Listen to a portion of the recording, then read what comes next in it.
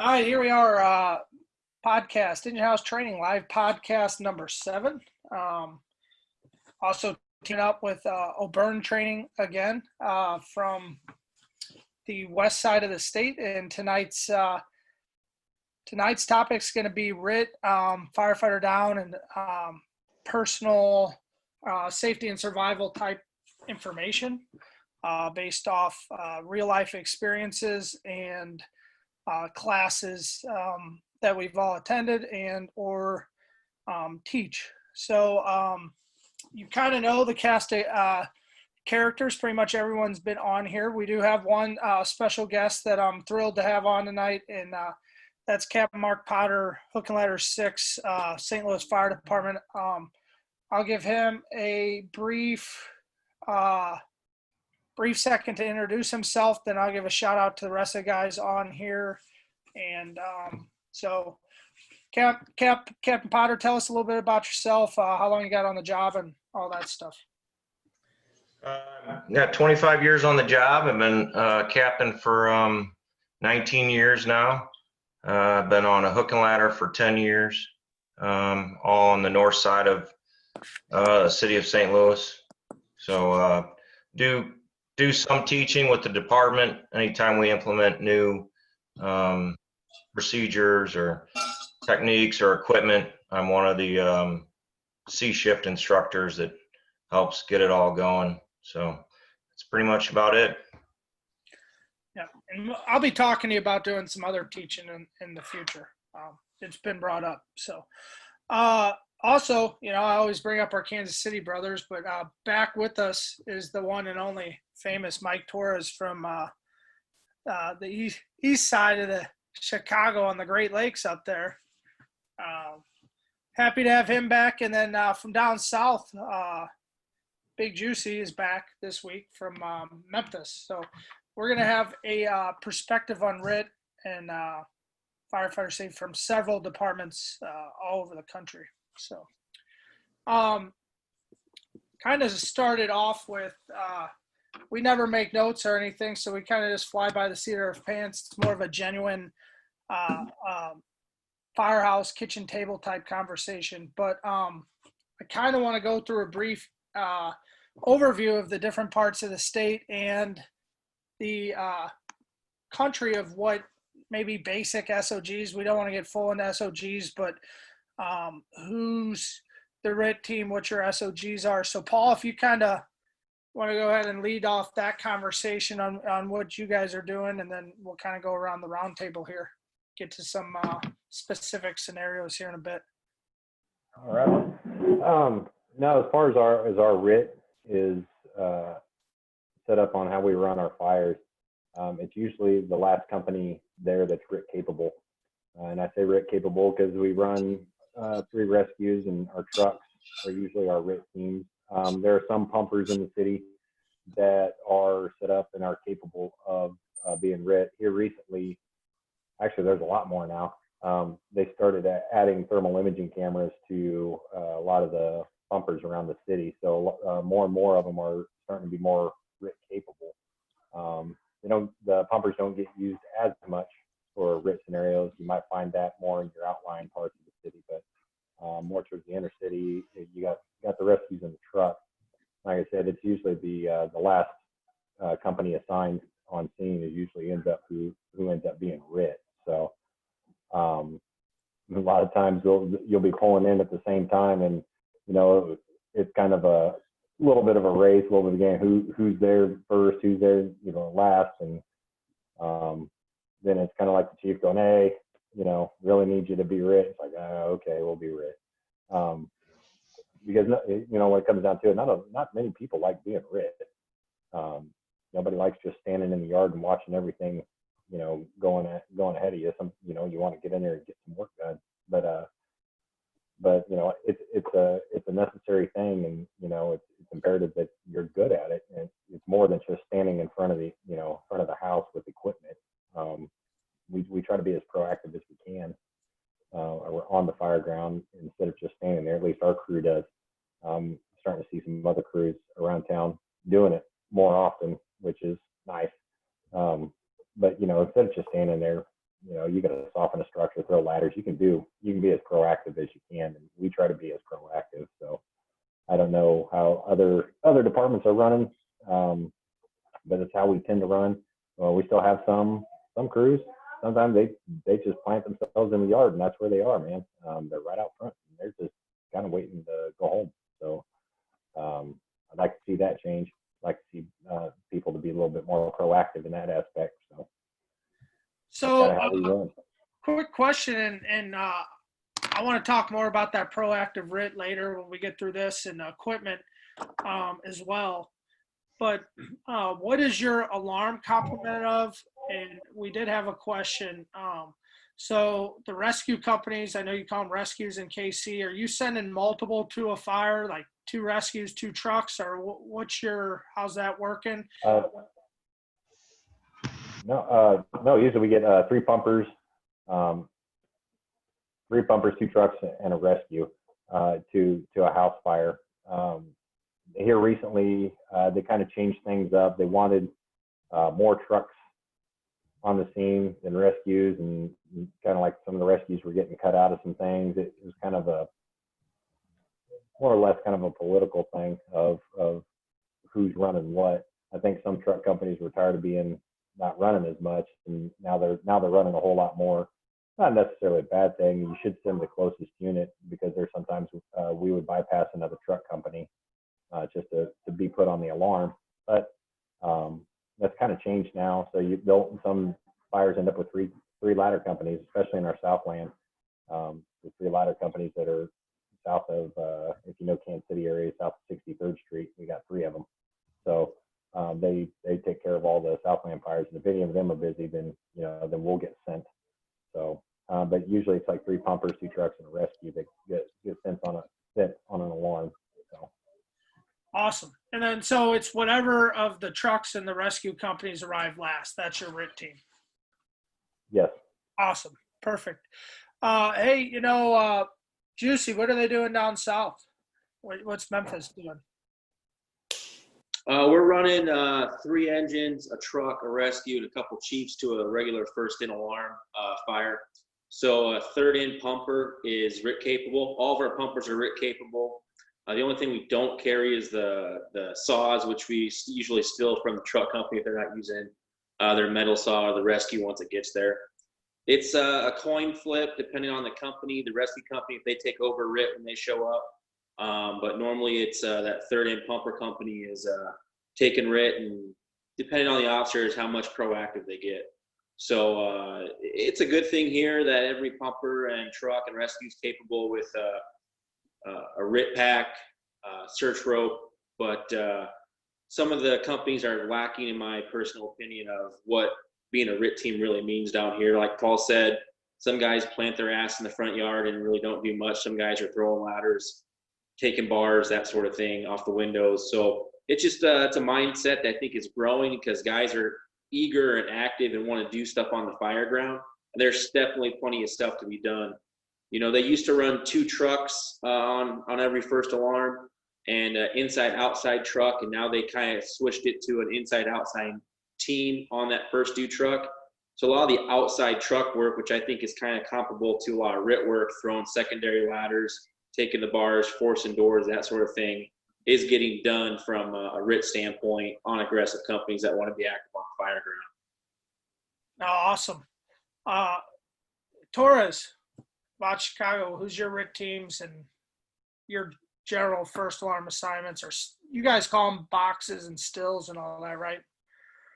Yeah, it's still alarm, working fire. Then it goes from still in box, 211, 311, 411, 511, 511 with specials.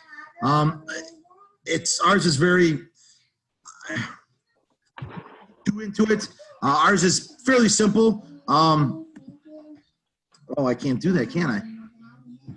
Host disabled. I was going to show you the SOP. Oh, that's fine. You get our still alarms for a fire. You get 2 engines, 2 trucks, and a chief. Working fire, you get a squad and a command van. That's right now. That's what you have. Every fire gets a truck company. So that's the next nearest truck available is going to be the RIT company. With that RIT company truck, You get a battalion chief that tags up with them, so they're RIT.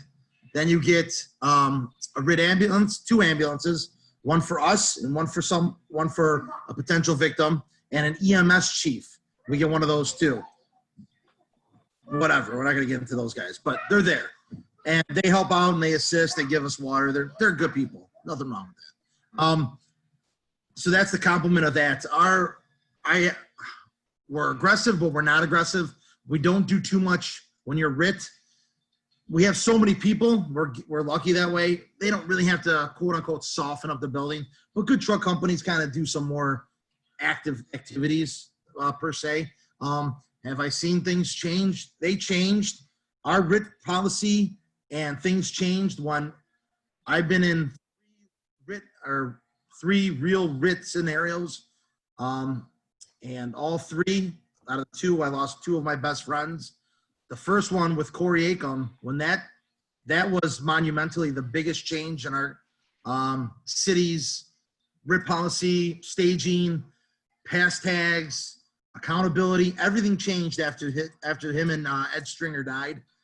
Everything changed. So things changed as RIT. We used to be able, like, let's say truck 20's en route and truck 30's second truck. If we beat them in, we'll take second truck duties, then truck 30's RIT.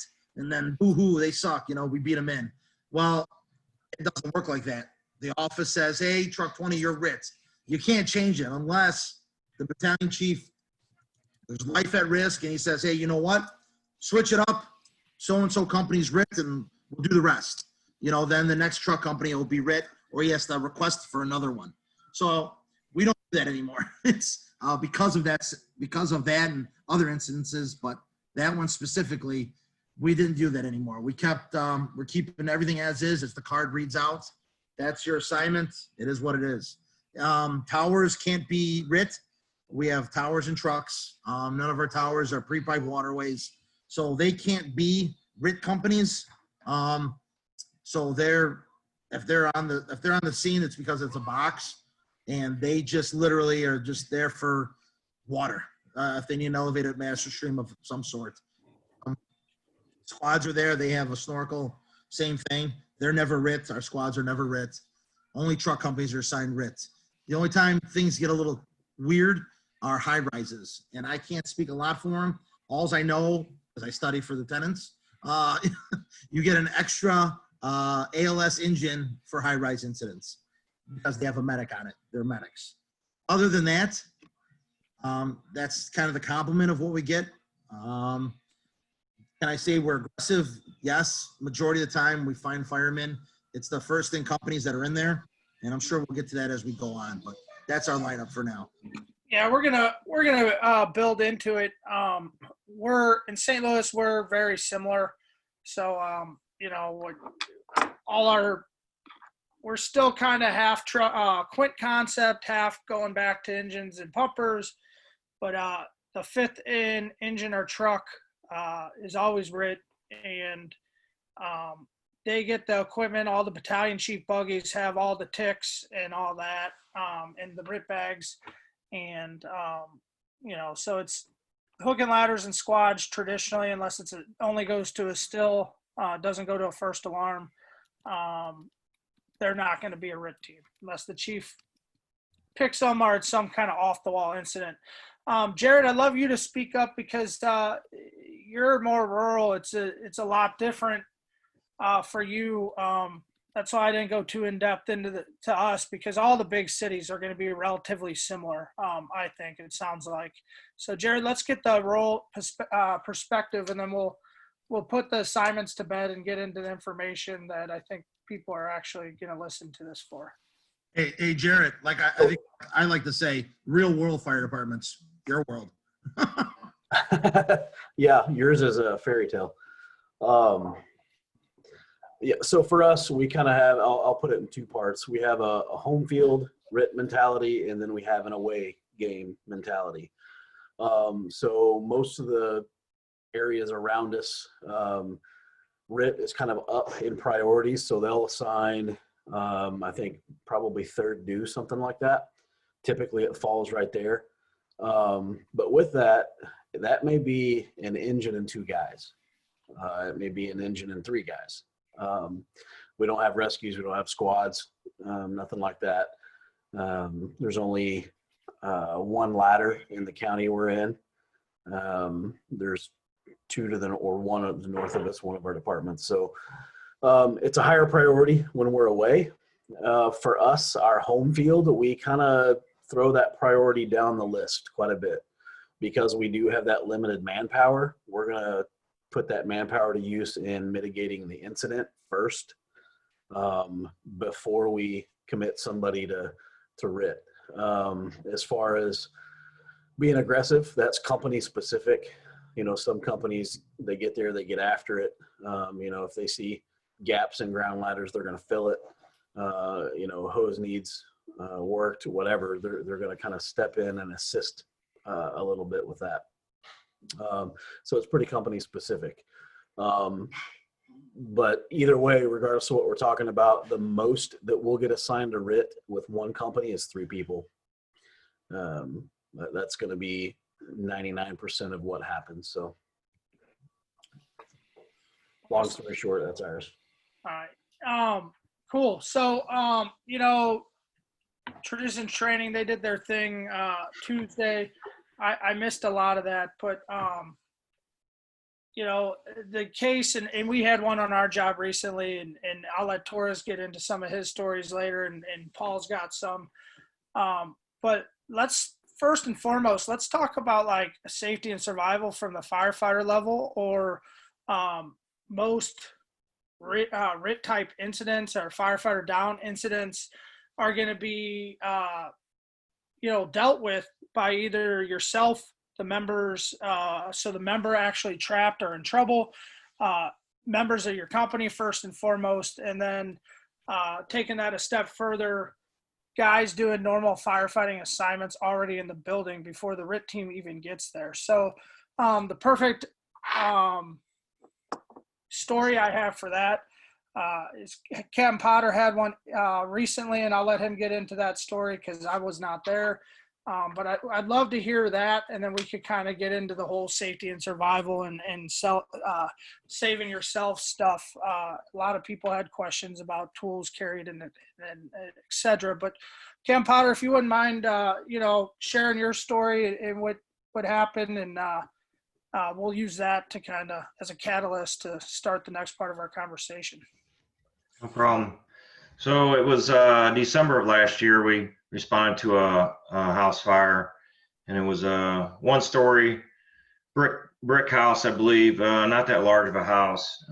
We got there about 3rd in, I'm guessing.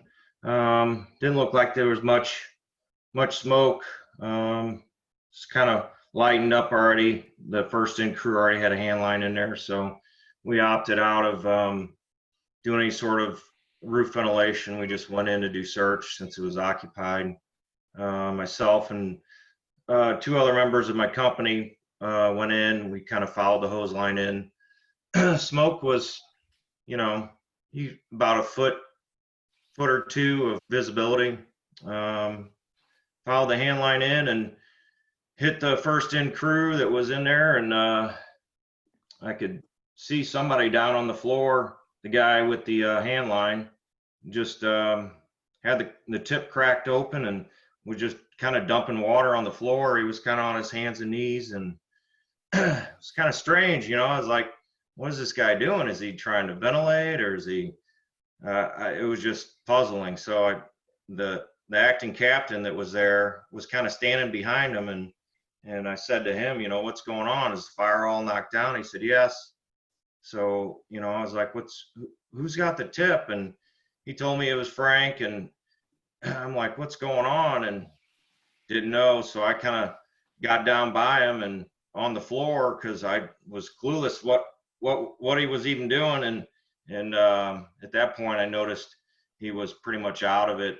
And to tell you the truth, I thought he had a heart attack or something. I thought he was having a medical issue, because it just wasn't that big of a fire and wasn't real heavy smoke. And so at that point I just yelled at another guy that was in front of me to grab hold of him, and he grabbed his SCBA harness straps, and I kind of grabbed his legs under one arm and we headed for a back door that that crew had just come in. So, and on the way, I just called our battalion chief and said that we had a firefighter down. We were coming out the rear of the building and needed EMS in the rear of the building. One of the guys on my company who was a medic followed me out with him. Well, both my guys followed me out, but Andy's a medic, and he when we got him out to the backyard, we started getting his coat off and his mask, and when we pulled his face piece off, that's when we noticed he had, it looked like a goatee almost. It was just a solid black ring around his face. So I'm not sure if his face mount regulator popped out or if he never put it in. I don't know. I haven't talked to the guy since, but it was all soot, and he was on a ventilator for I think a week and a half. And they suctioned all kinds of crap out of his lungs, and he was off the job for a while, but recovered, and he's back at work now. So good outcome. It was a little puzzling at first to see him down and not know what was going on, but managed to get him out. Yeah, that's good stuff, and you know, that's from all the, and people are doing all sorts of studies with statistics, and you know, that's the point of having you on here, and really everyone, they need to know, just doing your normal fireground operations, you can run across something like that, and the majority of the time that's who's going to get the members out of trouble. You know, people doing their jobs, or your crew, your worth, or your partner. So does anyone have any other similar type stories or anything they want to share along those lines? Hey, I just want to add something before you keep going on, Jeff. And this is just maybe a personal thing, but as much training as we're going to do, and we're going to talk about that and so on and so forth. I think the big thing is it's going to be extremely hard. I think I've said this before in other training. If you've never been in that instant, that feeling and being in a Mayday, hearing the words, literally on the scene as it's happening, I'm sure the cap can definitely, recall this like he told the story. It's a weird feeling. It's very hard to mimic this. And for some reason, not for some reason, I think when we get more into this conversation after these stories, we're going to have to figure out some line of training to get us into that mindset. It's different. I'm telling you right now, it's different. You forget how to do everything. You literally don't know how to do a damn thing. When people say you freeze, you freeze. It takes you a few seconds to go, what am I doing? And those few seconds feel like hours, feels like days. That's going to be a real hard thing to to teach the guys when it comes to RIT. RIT's already a boring thing to some people, not to me, obviously, but to even get them more into it and have them understand that, hey, when this happens, you shut down. You really have to get into that mindset of, hey, I can't freeze. I have to react. And that's very hard. There's studies on it. I feel the same story of like a cop practicing with a fake gun, giving it to his partner and disarming him with a fake gun. And the cop that gave him his real gun to a bad guy, he didn't realize it because that's what he did in training. Shit like that.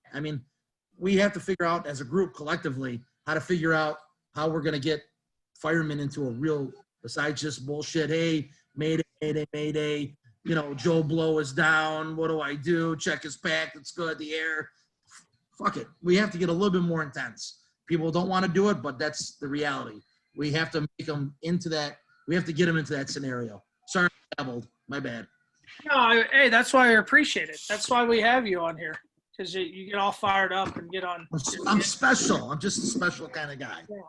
And I think what you're saying is why anyone that's been around, when all this Mayday and RIT stuff first came out, it was all, that Lunar and all those fancy acronyms and stuff. And we just stopped teaching that a couple academy classes now because you're not going to be fighting and struggling for your life and remember all that stuff. So, you know, you kind of just hope that the chief or somebody on the outside has a sheet or something, a plan to prompt those questions, and you're coherent enough to answer it. But I think kind of why we just started teaching who you are, where you are, and what happened, you know, at a minimum. And then everything else you can figure out later. So same thing. I really don't know the solution to that, but I'd love to hear if anyone had any ideas as far as training our people how to mimic that kind of conditions. You know, what I've found somewhat helpful is anytime we get one of these situations like just happened down in LA, everybody wants to watch the video and watch those truckies running off that ladder like ants running out of a log thrown on a fire. But what's more helpful to me is actually pulling up the radio communication and listening to the talk back and forth between the BC and the guys that are in trouble, and listen to their mayday calls and just kind of trying to put yourself in that situation. Or I think it was New York where they had the 5 guys that had to bail out of that 5th story window, and I think that helps a lot, kind of puts things in perspective and gives you a true idea of the total panic that happens in these situations, and trying to wrap your mind around it and stay calm and when you do get into a situation like that. That's awesome advice. And, you know, radio discipline and etiquette and communications has actually been a show request. I haven't quite figured out how we're going to do it, but that is one of those things that we're going to bring up at some point in the future, to drills or something to where you can work on that. Because, I mean, and you know, Cam Potter, you go to the same fires, you know, we go to.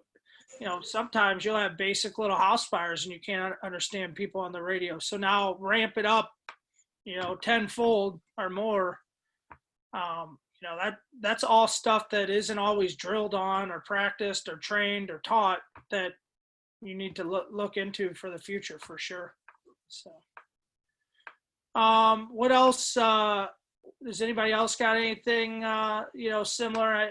You know, we all kind of been in situations where we got to pull members out of a hole in the floor, or someone's foot goes through the roof, or, you know, someone's in a doorway and you got to get them out of the way because, you know, some might collapse. But somebody had some. Who'd I cut off?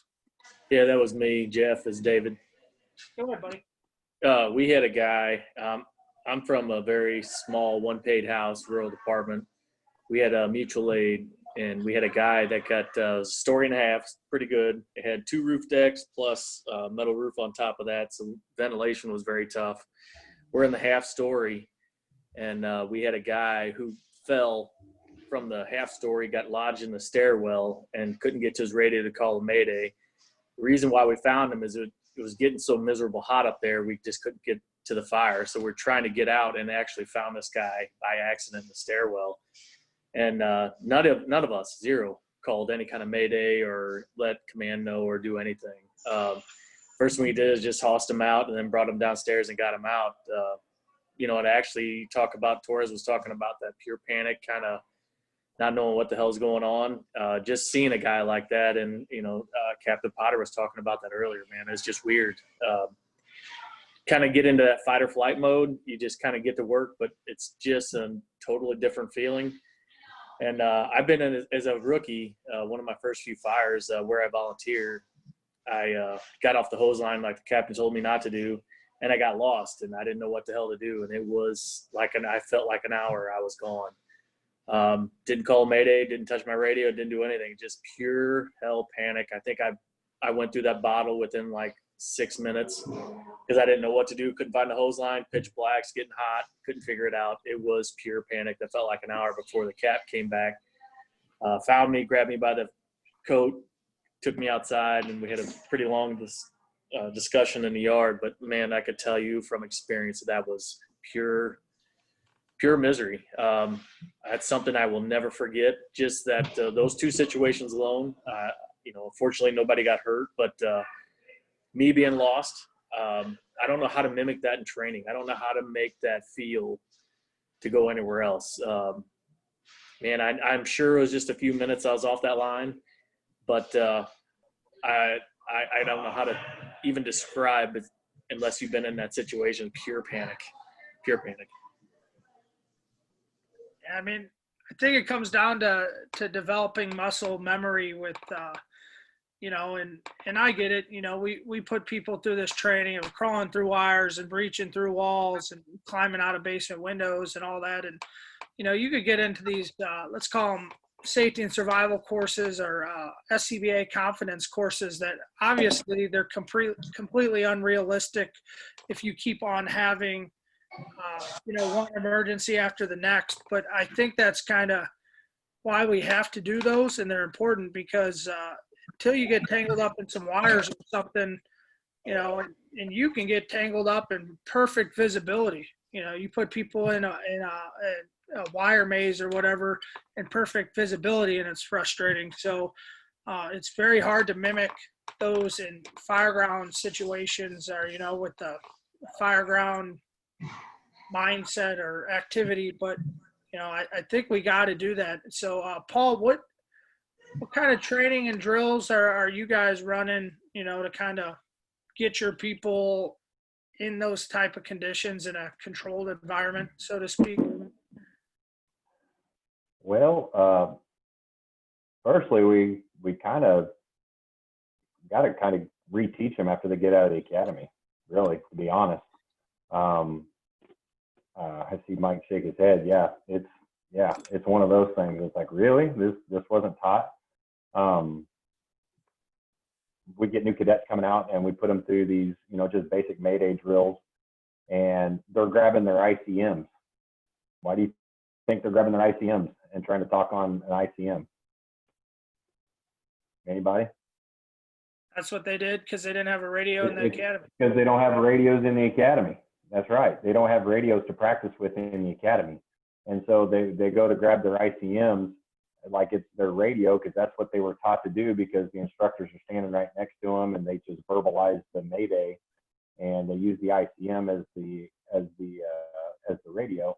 So now they come out into the field and we put them through Mayday, little Mayday basic easy scenarios, and they're grabbing their ICMs and they're trying to talk, and we're like, well, what the heck are you guys doing? And they're like, well, we're putting out a Mayday. And we're like, and they have the radio on now. They have an actual radio on them now. And we're like, why aren't you grabbing the radio?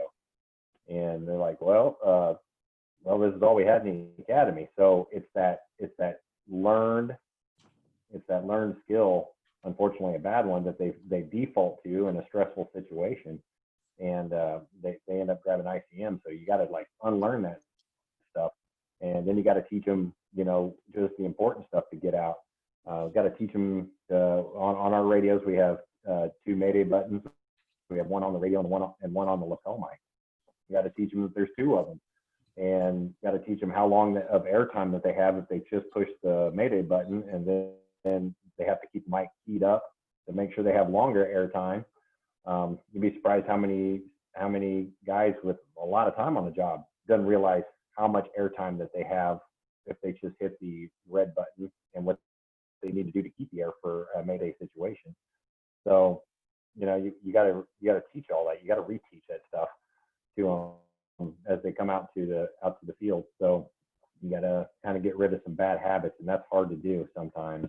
But basically, we're just teaching them. I want to know where you are initially. I just want to know where you are, because if anything goes wrong from there on out, at least we know somebody is in that part of the building, and we need to go get them. I don't really care, who you are. I just need to know where you are initially, and then what's going on, and how many of you. That's all we really care about initially. Then the biggest thing is to find out where they are, because if something goes wrong with the radio after that, at least we're sending people in that direction, in that area, and we can get people moving. So we had a new cadet out, and we were teaching her Mayday situations, and the very next shift she was in a mayday, and there were some things she made it out. She made it out fine, but there was a whole lot of mess that I don't know if I want to go into here, but she did do her mayday stuff. She did give the right information. She was just on the wrong channel, and we kind of had a dispatch mess up, and so that was kind of a problem. But we mitigated it, we fixed it, and we were able to get her out. So, but it's just a learning experience for her. But I don't think if we hadn't gone over that stuff with her, she's coming out, she wouldn't have had a clue. And it paid off. It paid off in that instance because we just spent the shift before, a few hours at doing that. So as we get the cadets out, man, we just got to drill them. We got to put them through it all just so that it ingrains it in them on what they have to do during that situation. So. Yeah, and the big thing is, and I think it's getting a little better in the fire service because, all these lessons are paid for in blood. But I think people are getting better about calling the mayday. Not everywhere. That a lot of places it's a pride thing or an ego thing, or like, I'm not calling a mayday. I can fix the situation. And, there's got to be some sort of taught to new people. If you try this for a minute and nothing's getting better, you need to call for help, or else you're going to be 10 minutes in trying to get yourself free and no one's coming to help you. No one knows. So we got to get rid of the, ball busting, for lack of a better term, if you call mayday, if you legit need help. Oh, absolutely. I did have to call mayday once, and I was in that exact incident. It's at the end of the fire. We're just kind of doing overhaul, just clearing smoke out of the house, and fire had gotten up in the attic, so a lot of water got thrown up in the attic, and it was in a neighboring city of ours.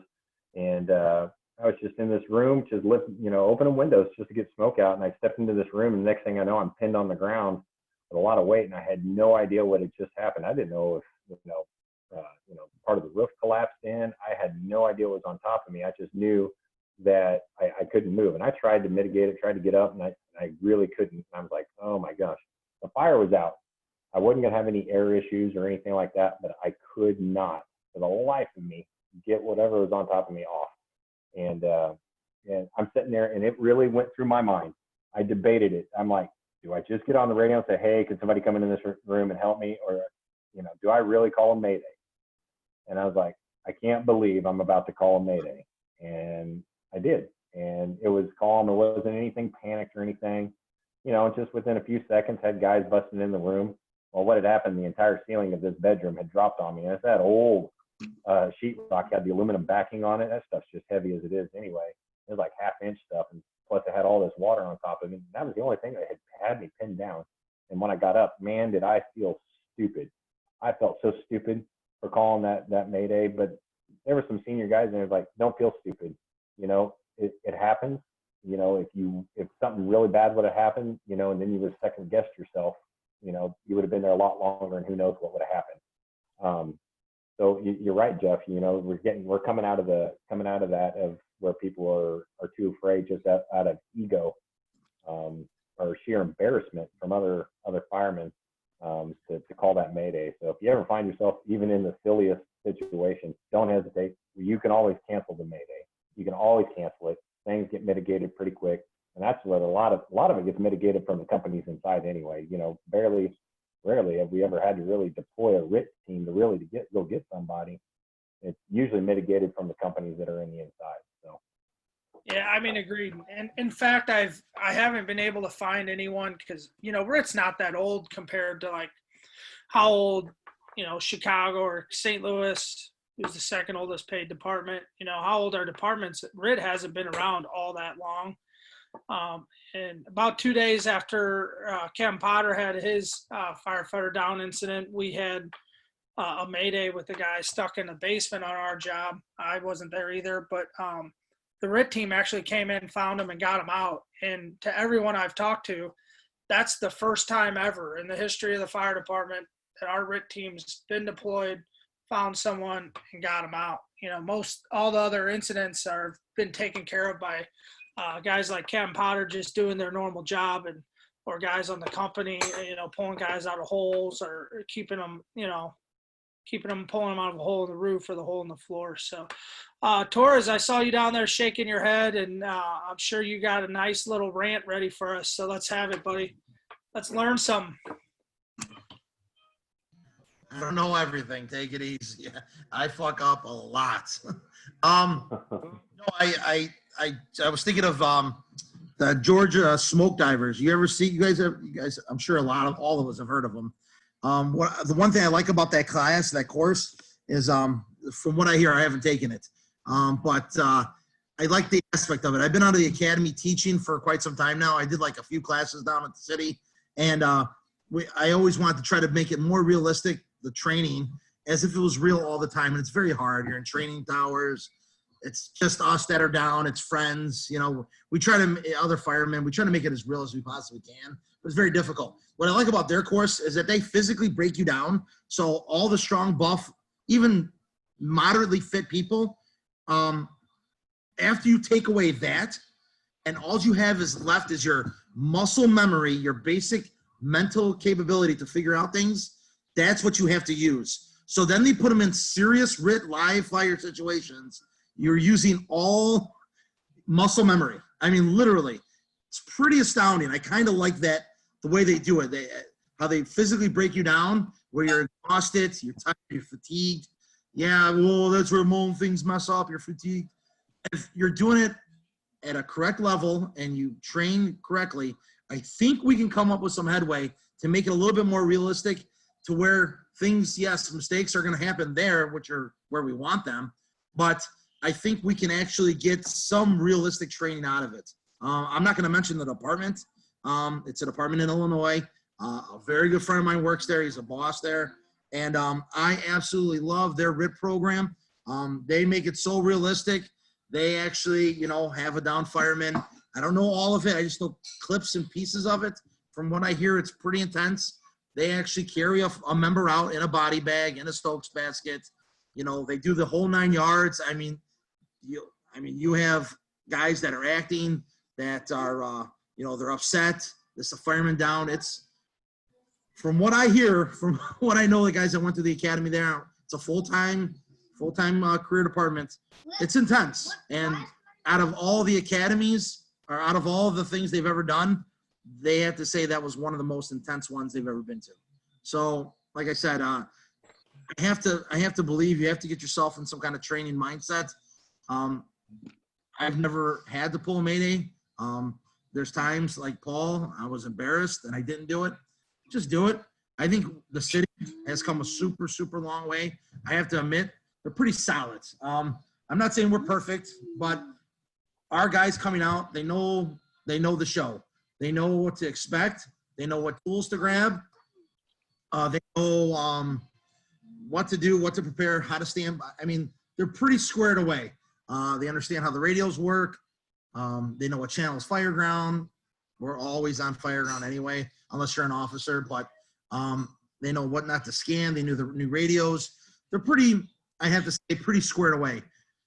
But if we can't, like I said, the Georgia smoke diver thing, if we can get somewhere in the line of mentally breaking you down or physically breaking you down and relying on your mental skills and your training and your muscle memory, like you said earlier, Jeff, we might make some headway. I think they're onto something there. I really, truly do.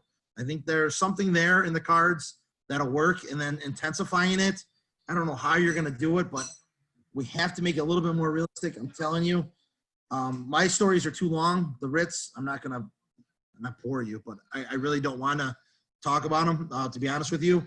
But I can tell you that I never thought in a million years, being a fireman, I would be in a department where there would be a line of duty death, but you never thought you'd be part of it.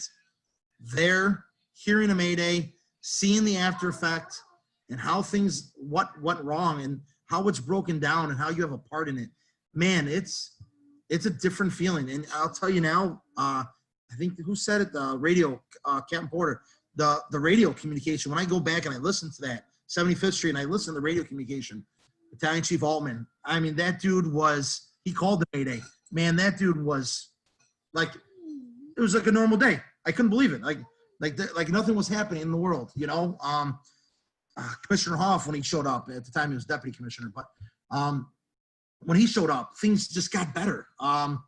It was amazing how things change when you listen to certain people, and especially when key leaders come in, and the whole atmosphere, it was chaotic, and it went to, oh, cool, this is normal. It's like a drill.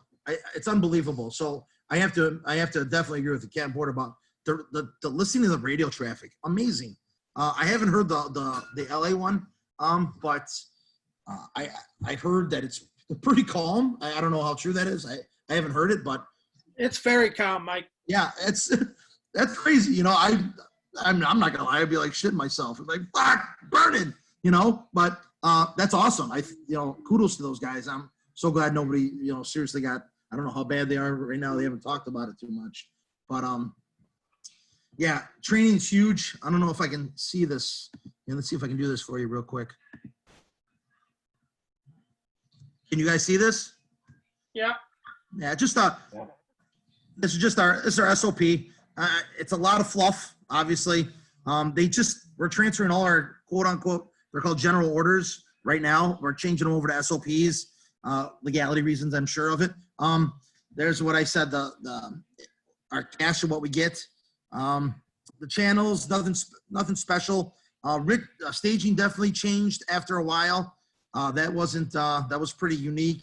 Anything in a high rise, I really can't speak of it, meaning I'm not extremely efficient at it because I don't do a lot of it. So I can't say I know a lot about it, but there are some little quirks about it. But let me scroll down. That's what's dispatched when it's RIT companies. Let's see here, safety considerations. I saw it a few minutes ago. The RIT officer, hold on, give me a second, guys. I'm so sorry. They do say some things. They conduct a 360. You could talk to your members what kind of incident is, talk about the smoke. We do all this. This is stuff we do, especially on our own. The officer makes sure they stand by. If it does get activated, they change over. The radio channels are the same. Everything we do is pretty much the same. Here's our cache, or our things we have. There's two different types of Stokes baskets. We got our force launching tools, our TIC, search rope. I hear search rope a lot, and I probably have to ask all of you. I'm not going to bring that into any kind of residential. I don't know if whatever you guys feel like doing. We already have a search rope in there. It's called the hose. I think we're good.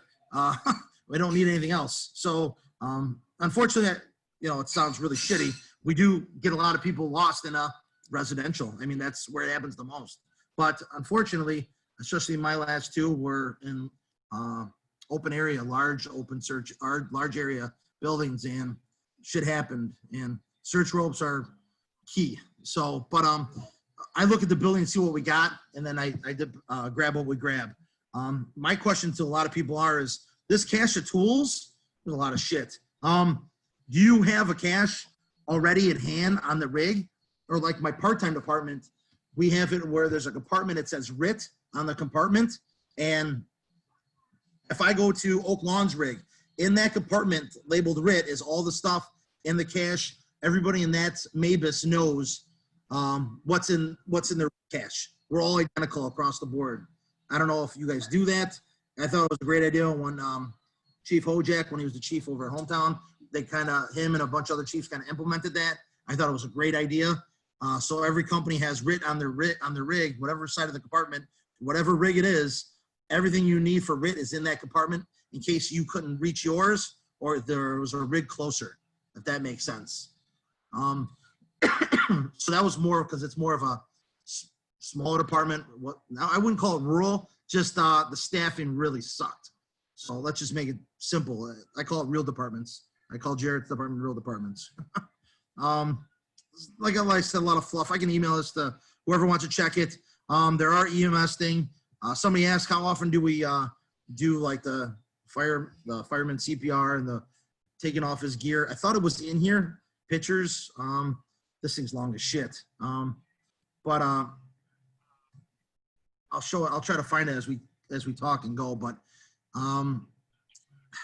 again, Gary's got a firefighter down CPR video. Oh no shit. That he can either show on here, or we could put it up on our pages later. Oh, cool. Yeah, we do it once a year, and we call it, it's like a truck ops thing. We do it once a year. We bring all the truck companies down to the academy, or they do it around the city, and they go through the evolutions. Everybody does it. So if you're assigned to a truck, you do it. So it's pretty nice. It's good. They have it on we call it SharePoint. Anybody that's on the department can see it, and you can access anything you want. You type in this, the videos come right up, boom, done. You can check that out. So it's pretty convenient. Awesome. Yeah, we'll get that up for sure. We'll get Gary on that. The thing, so you said something pretty important about the residentials and, you're not bringing in a search rope. There's departments on residential fires that their RIT team, all they want them to do is have a hose line. And if there's a mayday, go wherever that engine company was operating and put out the fire. It's the most important thing you can do. It makes everything better. I think we all know that, especially the people on this podcast. And then they're going to more so rely on people in the building to get that firefighter out. So that's just a different take that I know is out there in the fire service right now. And, it kind of makes sense to me for smaller houses, which is the majority of the country's bread and butter operations, if there's such a thing. So, Tim, we haven't, you've been awfully quiet. You've been running the chat. I'd like to hear kind of your perspective on some stuff. Well, I do have I want to kind of jump on, well, I guess first off, I was texting Gary. He did put that link in the chat box if you guys can see that. It's a YouTube video. It should be the firefighter CPR, getting guys out of gear. It's a quick, dirty. We did it once or twice. Nice, quick in-house drill, and something we do in our RIT or saving our own class. But actually, the class that I taught with Gary recently was one of the first times I've seen it, and it was super quick, super effective, and something I really liked. So that video is there. I was just going to jump on to what Mike said, and this is going to be kind of a Torres rant. I don't have a track here, but I know he talked about the smoke diver thing, and I've looked at it, and I'm sure everybody here's looked at it, and it piques my interest a little bit, and I think we all can agree that breaking people down and getting people tired and frustrated and exhausted and still having work ahead is all kind of what this RIT thing is based on. And with that sounds a lot to me like a lot of the physical fitness stuff that we do in the academy. This is kind of a shameless plug, but I think there's a fit there. I can't say that I can duplicate one of your best friends or family members being trapped in a building with physical fitness. However, we can get people very tired. We can get people very frustrated. We can make people want to quit, and we can let them know that there's still work to be done.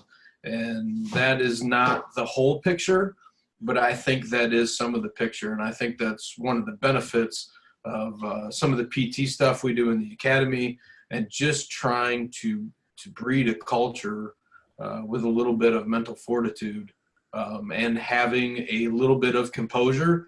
And like we kind of say, being comfortable being uncomfortable. I didn't come up with that. People much smarter than me came up with those sayings, but I think there is a little bit of value there, and I think some of that stuff can be taught in the academy to some of the recruits. And that's just kind of my 2 cents on some of that RIT and persevering through adversity kind of stuff. Yeah, absolutely, Tim. And it's just, Paul, you'll appreciate this with O'Byrne's emphasis on forcible entry, but Kyle Sanders, one of our instructors, couldn't make it on tonight, but I know he was telling me at his engine house lately, they do their full workout. They go in, work out, and then put their gear on, maybe do 15, 20 burpees, then go force a door. We implemented some of that with Tim's guidance in this last academy class I taught, but I think going forward, that's going to be something we're going to need to look at, because when you get to some of these points, you're not fresh. and you're tired and your heart's Oh. redlining and you know, that's where we need to be comfortable operating. So does anyone? Oh, absolutely. Trying to just tail off of that there. I don't know how many times teaching a class, we watch that door just kick somebody's butt, and it takes them a while, and they don't give up, which is great. That's awesome. And then they get through, and they're like, "Oh, all right, I'm done." And you're like, "Well, no, you just started. That's it. You gained access to just start." And they're like, "Huh?" And they're like, "Boy, we got a long ways to go." So, yeah, that physical aspect of it is huge, and I don't think some people just really appreciate it. Some, you know, most do, but some just think, yeah, they can get by, and it'll catch up to them sooner or later. You know, the one firefighter fatality that we had here, you know, where we were sent, and you know, we're an hour into the whole incident, and we ended up having to go get him. You can train. I'm telling you, you can train. You can train as long as the day is, you know, as the day is long. And sometimes that training still does not prepare you for the task at hand. I mean, how many people are dragging, you know, a 180, 200-pound fireman who's been laying in water for an hour, you know, whose gear is now saturated, who's putting on that extra, you know, just plus the gear, now the water, and you're trying to drag them out. There's no amount of training that really prepares you for that, other than the mental fortitude that is just instilled in you, of you're not going to quit. That's really what it comes down to, is you're not going to quit, because somebody, you know, people are dependent on this. And, you know, it took six very strong guys to pull this one man out. And it wasn't the prettiest thing either. I'm not going to lie. It didn't go the smoothest, but you know, it went, and we did. We were able to get him out. But, you know, we sat back and looked afterwards, and we're just like, man, what can prepare you for that?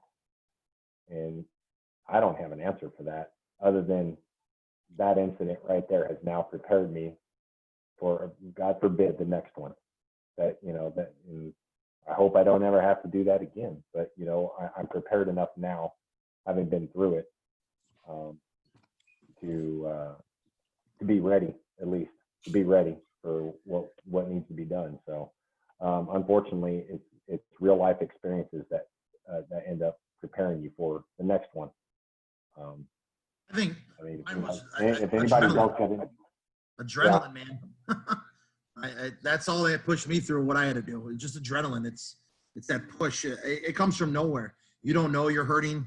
You know, I didn't know I hurt myself really bad. I'm like, oh my God, until a day and a half later, like 2 days, I'm like, holy shit, I'm hurt. How did I not realize this that day? You are not there. You're not there. You don't know how you do the things you do. And you think you could do things you can't do. Like lift up an entire roof off of somebody. It's impossible. But you're telling yourself, hey, my friend's stuck there. It's right there. It's underneath him. He's underneath it. All I gotta do is just lift this up. And you think to yourself, hey, I can do this. It's definitely a hard place to put your mind. And trust me, it's not a place you want to be. I know it sucks. We got to learn, but unfortunately, you're going to learn through trial, through fire, right? Learn the hard way. It sucks. But I think if we just try a little bit harder, I like what you guys do with the fitness thing. That's perfect. I mean, the burpees thing, that's perfect. Isaac Frazier did it with, I was teaching that he made him do 20 burpees before he started cutting up a car. And I'm like, why are you doing this? He's like, get the heart rate up. It messes him up. And I'm like, yeah, it does. It's a good idea. So I see the value in this. I see the value. Just that I think we just have to try a few different things. And if we just continues to train and do more and more on the same thing is good. I do have to admit though, keep it simple for fuck's sake. Stop making this too complicated. There are times and places for things. Yes. And to build up your wheelhouse, absolutely. Having some off the wall shit that oh, how'd you do that? Well, we trained on it. That's great. It worked. You needed it. I'm not saying that. What I'm saying is when you do have it, when it's simple, just grab the guy's harness, pull his ass out, call it a day. We're done. Drop the mic. We're done. You don't need to waste time in there and do anything spectacular. There's no need. Just get the bare bones, grab them and go. You know what I mean? I find it, I see it. Sometimes the trainings get a little bit too much, but maybe I get it because we're building up our wheelhouse. We have to get those things. Well, ones that this fail, have a plan B. Okay, I can go with it. But at the end of the day, keep it simple as shit. Same with that lunar shit. Who the fuck remembers lunar? Nobody. I have no idea what it is. No clue. To this day, teach Hunter Academy classes. I have no clue what the hell that means. Ours is LIP. Location, incident, problem. Done.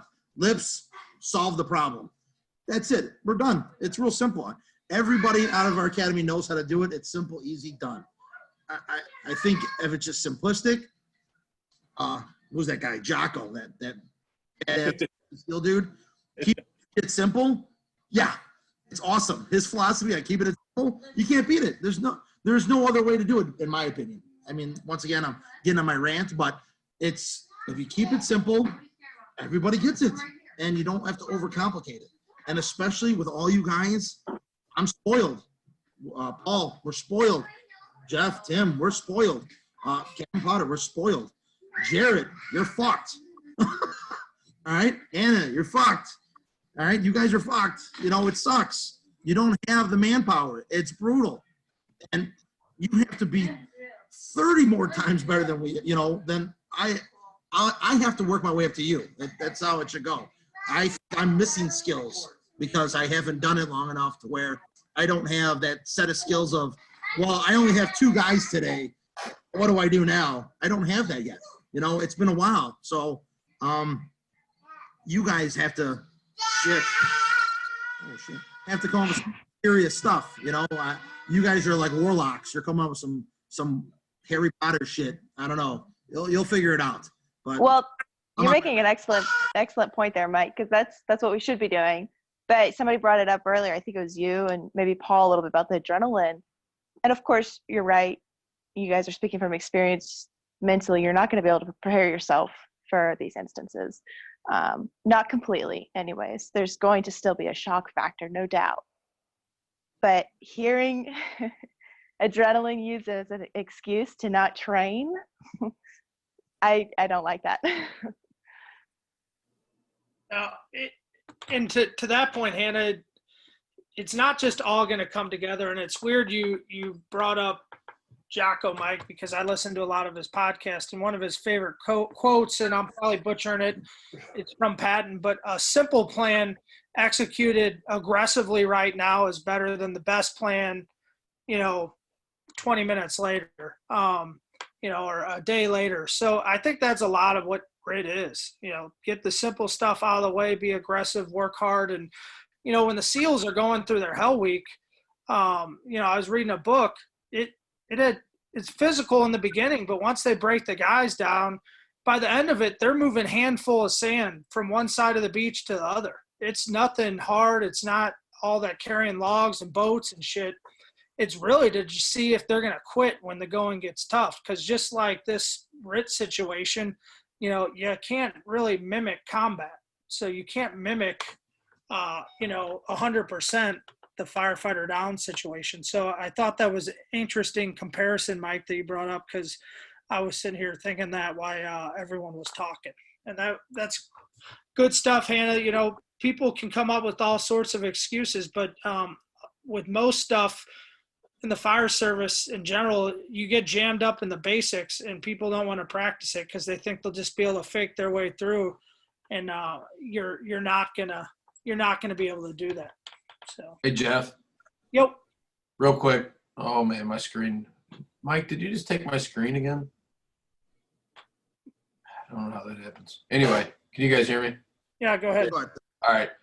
The only point I wanted to make earlier, I don't know if it came off right or not, but a lot of times, I understand that fitness isn't the answer to a successful RIT or Mayday situation, but a lot of times people think of it as just training your body and your muscles. but there can be a lot more to it when it comes to the mental training, as you alluded to with, the SEALs and things like that. And it's an angle that a lot of people don't think of when it comes to fire department training, and especially RIT and Mayday training. So I was just trying to present a different angle, not necessarily saying that, fitness is the end all be all of all this stuff. So I just kind of wanted to clarify that before anybody jumped on me for that. No, Tim, I think you're right with the fitness stuff too, but I think the fitness stuff and the mental stuff kind of go hand in hand. It's like a mindset, man. You have to be broke down and brought back mentally to know that you're not going to give up. You're going to do everything you can. Right. That's but a huge people part. think of it as bicep curls and, leg Oh, press. no. And it's more than that. Yeah. you can grow a lot mentally on a 20-mile run with no headphones. I mean, there's some battles that go on inside your head that you don't see coming necessarily when you enter into something like that. So that's all, just a different angle as opposed to the Stokes and the Tick and the Axe. I mean, No, man, I can't agree with you more. different ways to attack the problem. I Yeah, love that perspective personally. That's something I can easily control. I can do 10 burpees and then go throw the 24-foot extension ladder with a couple tools, climb it, reset, do 10 more, do it again. And I can do that all by myself, and that's the stress inoculation through physical exercise. And I love that perspective personally. Tim, guys, I would, and Hannah, I'm sorry. Hannah, I'll say guys 100 times, so you have to excuse me. You know how I am. I thought it was funny. One, the date on this is 03 was revised for us. But the first thing they mention is this, Tim. Or physical fitness. You know what I mean? I just find it ironic, you know what I mean, that we're talking about it. But it's then, for us in this manual, this was in 03. And I can even tell it's actually a little bit older than that because who signed it or who it was under right here, Ray Orozco. That was quite some time ago, early 2000s, 99, 2000s. So, I mean, this has been by far updated. It's simplistic. Like I said, it just gives it talks about retreat, the denial, the anxiety, the confusion, everything we just talked about. Real simple to get us out of the mindset of, we're not going to talk about this. We're not going to do this. I don't want to do it. Not me, denial. It's actually, out of all the manuals, even though it's older, it's pretty good. It's lost a lot of things. Everything's that's not up to date because we have different where we hold our radios now, the different way SCBAs we have now, lessons learned. It does have a lot of things in here. It's pretty good. They have hints for officers. I have to admit, it's not too bad for, a real quick thing, but they do talk about certain things. They relied a lot on the handcuff knot back in the day, but things have changed. We don't really talk about it too much. Usually it's a lot of just grabbing the harness and go. I know for a fact, the last couple ones I knew of, a gentleman on the west side, a friend of mine, they literally grabbed, he passed out, and they grabbed him out with his harness. Two other guys in his company just dragged his ass out. They saw him down and boom, lugged him out. Maybe 10 feet inside. I mean, literally, I have a great video on it. It's awesome. I mean, it was a good fire. But like I said, or somebody said it, I don't think I said it, but a majority of the time, the people getting these guys out is, I think Paul said it, are first in companies or the companies around you. And Jeff said it. I think I can think of one case where the RIT was solely the team to do the full complete job. Everyone, they usually just are, I would call them assist companies. They assisted whoever was there next to their member, get them out, and the RIT team help them, further on, do more. I've seen RIT teams take hose lines off. I've seen RIT teams do some really funny shit. And it's okay. It is what it is. The one thing I didn't add on ours, and I don't know if you guys all do it, we escalate the alarm. As soon as the office here is Mayday, Mayday, Mayday, it automatically bumps up the alarm. So if it was a still, it's a still in box. If it was a still in box, it's a 211. If it's a 211, so on and so forth. So like the ones I was involved, one was a 311, the other one was a 211. So it was simple. And as soon as they hear those words, they escalate the alarm. No questions asked. So now you have almost triple the amount of people. It's crazy, but it's awesome. We also get, I forgot to also mention that if a Mayday is ensued or it happens, it's called, we get an extra squad. So now you have 2 squads there. You also get the RIT truck, or the collapse rig, I'm sorry, the collapse container. You get the light tower. You get 2 more things, air mask, and you get fuel truck. I think that's a 311 though. But you get more things. It's a big circus. But it's incredible, you know. But they call it, and they don't need it. Thank God. It is really incredible to see all the pieces of equipment that come out for this, you know. And that's okay. Nobody says, "Oh, you asshole, you called a Mayday," and we're all coming out. Who cares? Call it. Everyone come jag each other off. It's much better than jagging everybody off. To dress up in that monkey suit that I don't like to wear, and to stand there, you know, in that, it just sucks. It truly sucks. So I mean, if we can avoid that, that's great. And you know, jag each other around, you know, whatever. You got lost in a closet, That's fine. Screw it. I don't mind it. I much rather that than, God forbid, worse. I'm telling you, it's much better. So long story short, call it if you got it, right? Call it if you got it. Smoke them if you got them. No, Hey, great. Hey, Mike, real quick. I know you were talking about how the RIT team, you know, never finds, and I think everybody here would agree with that.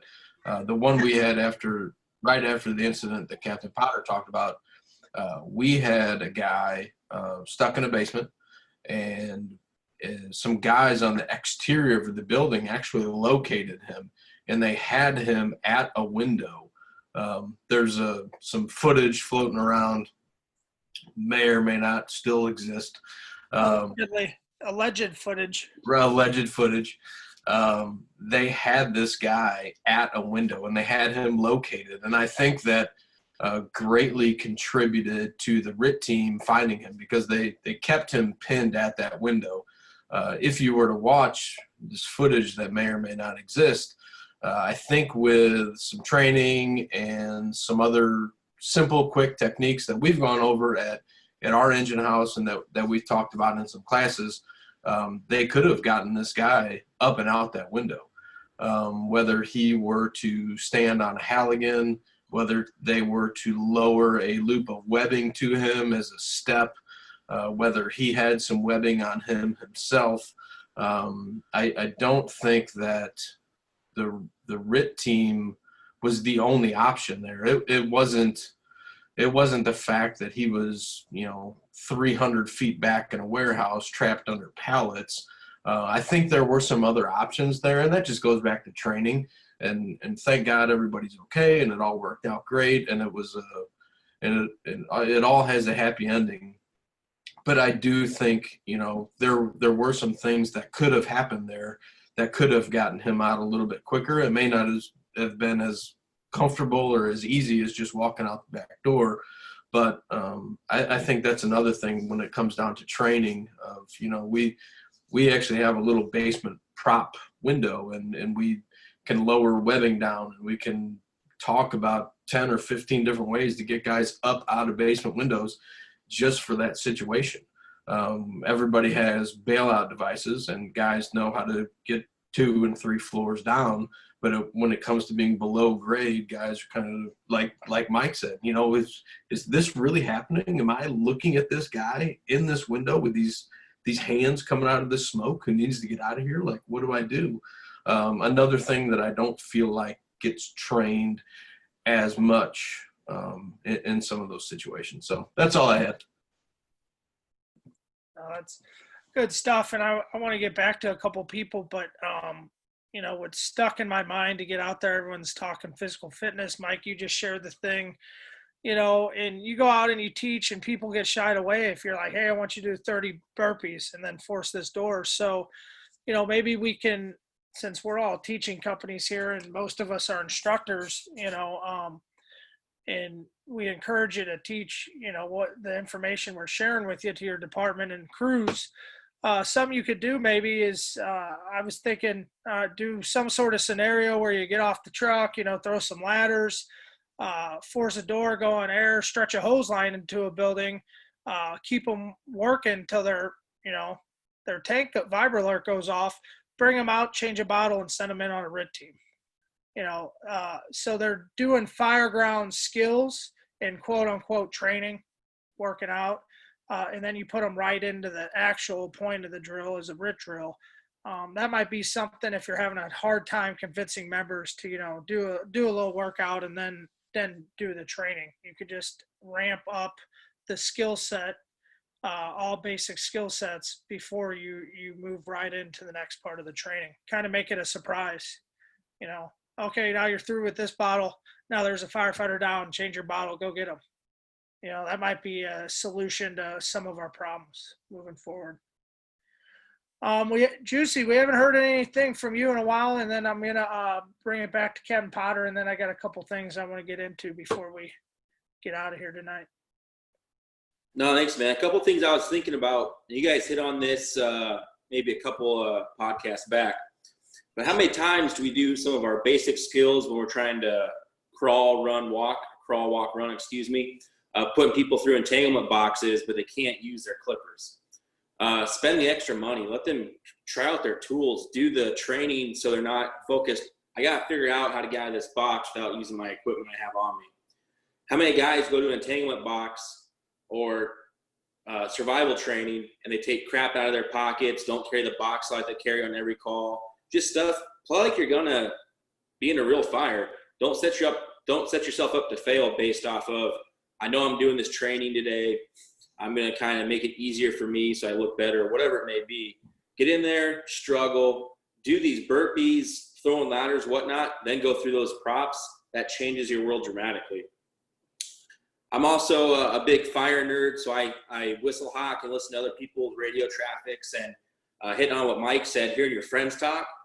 Chad, we all know Chad, and I was listening to the radio and heard him call a mayday for himself, and that even sunk in my heart, being 6 hours away, hearing a friend of yours on the radio call mayday, you're not even at the fire scene.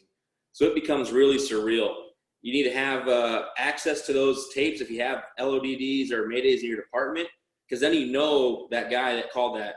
It becomes so real, so realistic that you just lose your mind thinking, holy crap, I know that guy. I know his kids. I know his family. Like Mike said, you can't put yourself in that mindset until it truly happens. Find a way to recreate as close to possible as that when we're doing these trainings.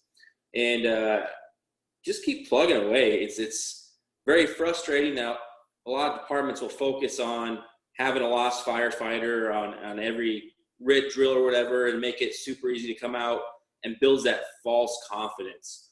I'm a big fan of the FDTN training network up in Indiana. They make their stuff as real as possible, high heat, smoke, no visibility, and you're working with guys that you never worked with before, which is kind of similar in a mutual aid department or even a big city department with guys getting detailed in and out of different companies. Nick Hintz, which we've met him on here before, took their RIT under fire class. Their final scenario took 4 hours to get the guy out. It's going through, it's pushing you mentally. You're not leaving this scenario till this guy comes out. And I agree with Mike saying, don't make things overly complicated. We're getting torches out and everything else, doing whatnot. But sometimes you got to push your limits. And how long can you work? How long can you stay stressed, stay focused, and still maintain good fundamentals in what we're trying to accomplish here? It's just pushing yourself forward under that stress mark and making it so that when the situation unfortunately might or might not happen, you're prepared to work and you can fall back on those fundamentals and maybe get this guy out easy as possible. And that's awesome stuff. And, just because it's kind of my pet peeve, we had some young guys when we were running through some entanglement drills, pulled out like their Leatherman pliers to try and cut themselves out of, Romex wire. So, if you're going to carry something around, you better know the capabilities of that tool. You're not cutting those wires with a Leatherman or a little angle side snips. You need like a heavy duty cable cutter. That might be getting into some of the equipment stuff I plan on talking to here shortly, but You just mentioned that, it stuck in my head. A lot of people don't even know why they're carrying what they're carrying and what those little hand tools capabilities are or aren't. So, Ken Potter, we haven't heard from you in a bit. I know you're new to this technology thing and podcast thing. I'd love to hear what you're thinking so far, being the old school fireman that you are. And since I had to email your wife the link to even get you on here, I'd like to know what you think of your first podcast, brother. It's interesting. I like hearing perspectives from different departments, and I'd love to see more from Chicago and what they have. Hopefully we can get that, what you were putting up on the screen. I'd love to read through it. But a couple of things like Tim said about getting that heart rate up. I'm a big bow hunter, and part of my regimen of training with shooting my bow and practicing is putting my bow down and doing 10 burpees or whatever it is to get my heart pumping, and then pick up my bow and try to calm myself and draw and shoot on the target and hit. And that's just part of, being able to, under pressure, calm yourself and think. And that was the other thing I wanted to mention, like Torres said, keeping it simple. And I totally agree with that. I taught RIT to our department. I also taught the large area search that was brought to us by Kansas City. And, it was great. One of the things they had us doing, and not everybody agrees with it, was undoing their waist belt and wrapping it around their leg and clipping it on so you could drag them out by the harness and all that. When I came across that Firefighter in December, that never crossed my mind. It was grab them and get them out, and keeping it simple. But with that being said, I find value in all these trainings, even when they're very complicated, and a lot of steps added in, because it's just more stuff in your toolbox. If you run into a situation where, he gets tangled up or he's slipping out of his harness, if you got to drag him quite a ways, it's just more stuff that you have in your toolbox that you can use to get yourself out of a situation where you run into problems. Even I'm sure everybody's familiar with the Denver drill and how much trouble they were having getting that guy out that window. And we watched it on YouTube, and we practiced it and tried it, and it was a good drill. And how lucky we are to have the capability of all this social media and YouTube and all that nowadays, whereas 30, 40 years ago it was word of mouth and passing it on from department to department. So you had to read a book or magazine. Right. This has definitely been interesting, and I've enjoyed it, and listening to everybody's ideas. It's been great. Oh, that's awesome. Anyone got anything they want to add real quick? We're gonna change pages here in a second, because we had some questions on it, and I don't want to forget. So, anybody got any other situations they want to share, or anything that's important to get out there? Awesome. All right, so we kind of briefly talked about proactive RIT. I think we've kind of established it's probably more important and more needed on a department like yours, Jared, where they have limited manpower to do all the tasks. So I'm going to let you take this one. And what is proactive RIT to you in your mind? So for us, actually, I'll start with a story. On a mutual aid fire, it wasn't our crew or our shift, but on a mutual aid fire, had a guy go through a floor, simple, no big deal, into the basement. But because our guys had been assigned to RIT, they took the proactive approach through ladders. It was a 2-story house, no ladders when they arrived. So they threw ladders. When the guy went through the floor, they were able to grab the roof ladder that was to the second floor, right off the front porch. Within 20 seconds, they had the ladder down to the guy. Up the ladder he came under his own power, done and over with. But for us, proactive RIT, putting ladders where ladders need to be. You know, a big pet peeve of mine is people stepping over kinks in hose lines. Kick the kinks. That's proactive. You know, if you see something that needs to be done and it's not going to take but a second to do it, do it. Proactive, the whole mentality behind that for us, or for me anyways, is working ahead to prevent the mayday. So if you do take actions to prevent the mayday, those actions may have literally been what kept a mayday from even happening. So proactive is a mindset. I know some places, you know, they take the mentality of, well, if guys are being proactive, they're working, they're out of breath, they're getting tired, they're exhausted. Maybe. Again, it ties back into that physical fitness thing. But again, the whole mentality is just working to prevent the mayday, taking actions to prevent the mayday. You know, simple ladder at a window, maybe the very window that guy needs to bail from, and instead of jumping, he's on a ladder. So just little things. I mean, it's not complicated. This isn't you know, brain science or rocket surgery, as my buddy over here likes to say. It's not that difficult. If you see something that needs done, do it. Yeah, I mean, as simple as you know, you notice there's only one ladder to the roof. You know, you got 4 people, 3 people stand there with the RIT team. Throw a second ladder to the roof on a different side of the building. I mean, I couldn't agree more. Don't get stuck in that you have to stand right there in front of the building. And you know, I've seen several RIT teams that they don't even get there and go. I think Torres had the SOG up, and scrolling through it literally says that RIT team has to do a 360. Well, I've seen RIT teams at incidents, you know, before I got to the city and with the city, that don't even go look at the back of the building or all the sides. They just stand there. Yard shepherds. They just stand with 6-foot hooks and look like a yard shepherd. Well, yeah. Hey, to tie on to Jared's thing is, you know, from a very small department as well. So we never get RIT, and by chance, by some grace of God, we'll, you know, our 4th truck is SOG, or, you know, we'll by chance have RIT if we have enough people on that truck.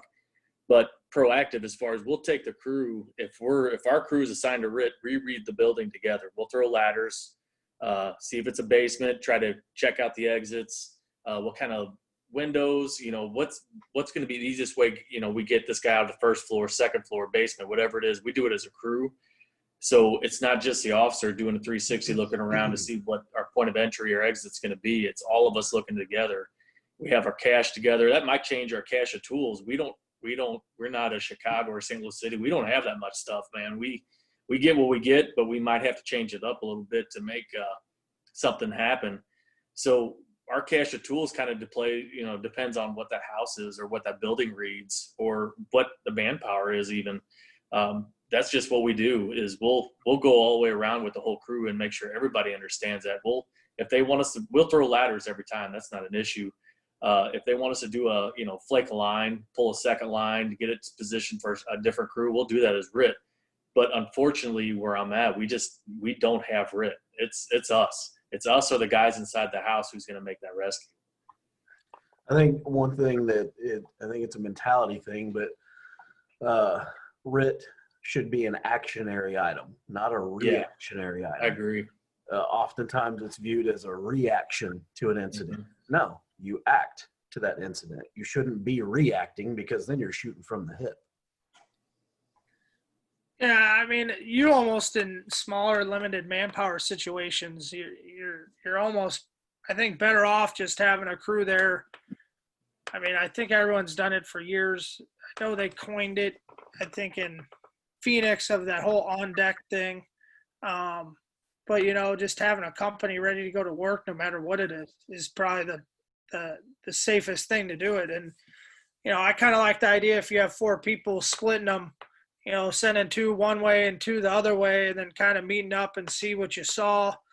I like that idea, Dave. That's smart. You know, forcing window bars. If they're not, opening up the back of the building. If they're not, force the door, pull it shut, and throwing ladders. You can do all that 99% of the time without ever having to go on air. All that's real basic stuff. It shouldn't wear you out. I mean, great stuff with, humping a little hose line, getting that line into place, Jared, or fixing kinks. I mean, it's all really, really good stuff. Brandon, we got you and Kelly on here. You're both company officers. Are you guys doing anything? Start with you, Brandon. You doing anything different with your guys in the suburbs, or? We actually have, I feel like, kind of taking a step back a little bit. We used to be pretty proactive, but now we are in the blue card command world, if you're familiar with that, which places the on-deck crew on one of the sides, either mostly Alpha side or Charlie side, depending on where the most of the fire is at. And that crew becomes RIT. However, that crew could be assigned pretty quickly. And so I'm seeing a lot of the, there might be a RIT pack in the yard at the best, but a lot of the tools aren't being brought now. And there's not, it's kind of one of those things that we need to figure out a happy medium between what we're going to do with that, because I feel like it's taking away from the RIT team itself and the fact how much they're paying attention to what's going on and being dedicated to doing other things like throwing the ladders and paying attention more to communications and things like that. So it's kind of a little bit of an issue for us, I think, right now.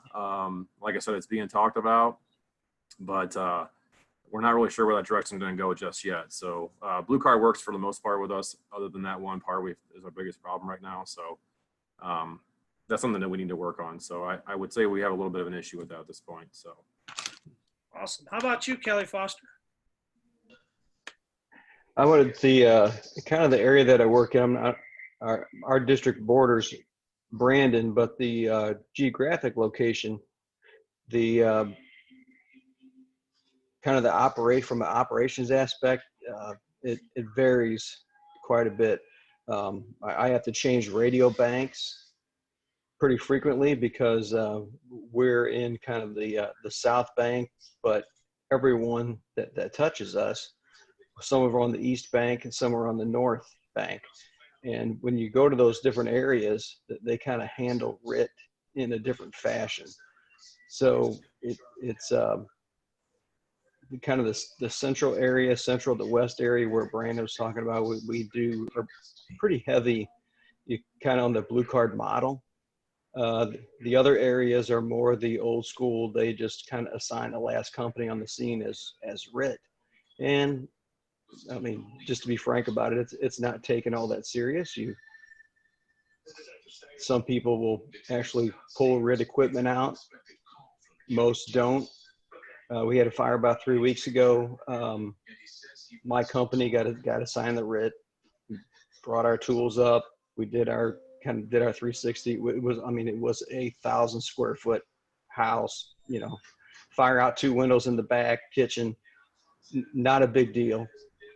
But we kind of did our thing, talked about it, had a little bit of a walk out in the back, come back up, 15 minutes of fires basically out. And the battalion chief came up and he's like, man, I really want to thank you for kind of taking this RIT assignment seriously. I don't see that very often.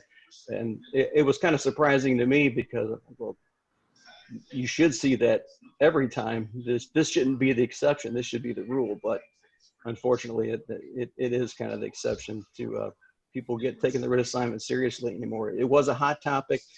It's kind of fallen to the back burner. Yeah, it's unfortunate, but then there's so much stuff we got to do now that I see how it can fall to the back burner, especially if you go years and years and years without any incidents, and I know on our job we had, the guy, Captain Powder, pulled out, and then we had the RIT incident 2 days later. So we had like two in a weekend essentially. And a lot of companies were drilling on RIT and talking RIT after that happened, kind of sharpening their skill set, so to speak. Before we've been going a while now, I do want to touch on equipment. So Paul, we haven't heard from you in a little bit. If you kind of tell us, standard RIT equipment, things you're grabbing, how you're getting that equipment to the scene, or if you even have such a thing. I know Mikey had a SOG he put up earlier with some stuff on it, and we'll go from there. Now I'm going to hear from Dark Juicy tonight. That's funny. I just now saw that. What we bring for our RIT, we carry a Stokes basket up. We pull a Stokes basket. We pretty much pile all of our stuff in it. We're bringing our regular hand tools, our axes, our Halligans, our lap hooks. We'll throw in circular saw, chainsaw, and we have a RIT bag with us. We got the extra bottle, extra mask, and we actually have another bag that we carry with us. It's a rope that we carry that has a 2-to-1 that's already hooked up and ready to go.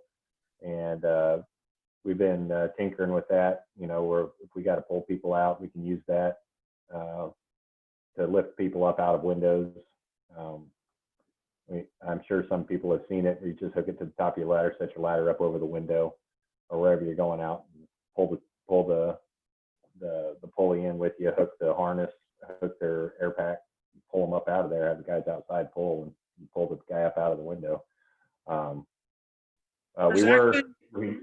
Not to cut you off, but there's a real good video of on fire engineering, their training minutes of that exact operation. And for you departments that aren't on rescue squads and you don't have pulleys and all that stuff, you really only need a couple carabiners. You can do it very dirty if you know what you're doing with ropes, and it's pretty easy to practice. So look at that video. If you got any questions, reach out to any of us. We'll be happy to talk you through that. Sorry to cut you off, Paul. I just wanted to throw that out there. You guys have used that to I know the result wasn't great, but you use that to get a firefighter home to his family. I mean, correct? Well, actually, we were going to use it. It didn't get deployed fast enough, and plus our whole crew was on the inside to pull that guy out. And I don't think the companies that were outside were too familiar with what we were doing. So we just down and dirty grabbed him, pulled him. Now I did have to use some webbing out of my gear to hook into him because he was stuck underneath the table, back underneath some stuff. I did use some webbing to hook his SCBA, and pretty much tossed it out to everybody else, and all 6 of us pulled, and we were able to get him up out of there. But yeah, we looking back, it's like, man, we wish we had just slowed down and maybe not sent all of us in and actually set that system up, because it would have worked well. But as I was saying, we used to carry our EMS stuff up with us, but now with our ambulances and stuff making every fire now, and they're all always stationed out front, we don't need to really carry our EMS stuff with us. So we just make sure we got our proper hand tools, few saws, to be able to encounter, whatever possibly could be thrown at us. We also have a combi tool that we take with us, because, why not? We got it. It's just in case somebody's trapped underneath, we can lift some debris off them. But fortunately, we haven't had to use that yet. So yeah, that's the advantage of those little those battery powered combi tools and battery powered spreaders and cutters. Awesome. Dark Juicy, you got anything to add, man? You're on Rescue 9 with the legend Paul there. Let's see. I love the name, by the way. That's why I called on you. I couldn't help it. the last couple podcasts, I switched it up. I want to be like Juicy one day. You better start eating, brother. I have. I've been eating vegan for 3 years. I don't know if that's gonna cut it. Oh, it is. Ask Paul. Where you at? You probably had to go get a steak or something like rib meat. Yep. So as far as RIT, we take RIT super seriously, and it's interesting that most of our job doesn't. And so when we show up and we do what we do, they call us squirrels, and they sometimes don't replicate what we do. So if we're inside and we're like the second truck or third truck, we get in there, we're inside working, we show up outside, and no ladders are thrown, except for the one to the roof. Or when we show up, it's a debate on who's going to be RIT, and they don't want to participate, and like we participate, like we are super proactive. And so they sit out there half dressed and stuff like, hey man, what if we need you? You know what I'm saying? what do you say to our family if you're there showing up half-assed doing your job? That's a problem everywhere, man. I mean, it's with every department. It doesn't matter. I mean, it's that whole 10% rule thing.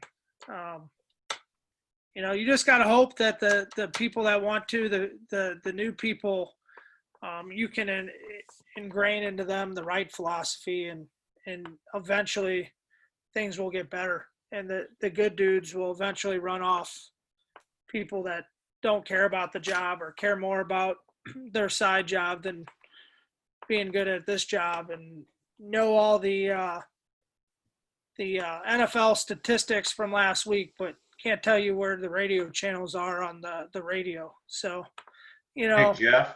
Yes, sir. I'm not familiar with everybody here. Is there anybody here that's BC or command staff, or everybody Gary, firefighters? Not just the cool people, man. We got Gary. Gary's a command staffer. So my thing, and this is I just, think Gary's asleep.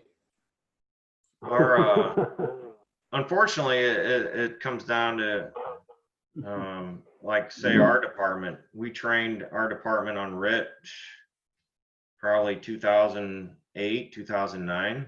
Yeah, it was right when I came on, so 11 years ago. Haven't followed up on it since that I know of. Just what company officers have done on their own, which to me is a total failure in our department, being as big as we are. Now we did have a battalion chief or a deputy, I can't remember who, that would occasionally, part of our RIT team is monitoring a couple different channels, our dispatch channel, our command B channel, which our fires are normally put on, and then channel 16, which is the RIT channel. And we did have a battalion chief or a deputy chief that would occasionally call the RIT team on channel 16 just to see if they were listening. And 9 times out of 10, he wouldn't get a response, and naturally go over and chew their ass out. But I mean, it comes down to, like you guys said, taking it seriously. I mean, I see it too. Guys just stand there in the front of the yard and do nothing. I mean, we have our RIT bags are equipped with strobe lights, which technically the RIT team, if they see a ladder to a second floor window, should grab a strobe light and climb up there and turn it on and flip it over the rung so it's hanging in the room so guys can know that there's a ladder there. But it's never done. I've never seen a strobe light hanging on a ladder in a room. And I've been caught in a flashover, and it was a hard decision whether to go out a second story window or bail out down steps. And I chose the steps because I had no idea if there was a ladder there. And if I would have saw a strobe, it would have been a little different situation than running down a hallway full of fire. And it's unfortunate that we got too many people that just blow it off as a crappy job that they got to do on a fire scene. So, Hey, if I can add to that, to what Potter said, where I see a problem in our job, we do have some command staff, some battalion chiefs that don't hold their captains accountable. They don't make them do, to follow through with their job. And that's kind of sad. I mean, they shouldn't have to make them in the first place. Captain should, and the crew should want to do the job. But unfortunately, we do have some breakdown in some of our command staff that won't hold them accountable. And, I don't know how you get command staff to do that. Being a firefighter down here at the bottom, I don't know how you get command staff to hold some people more accountable. And then for the companies to be ready to be held accountable. I don't know if some are ready for that, have a big wake up call. That I don't know. So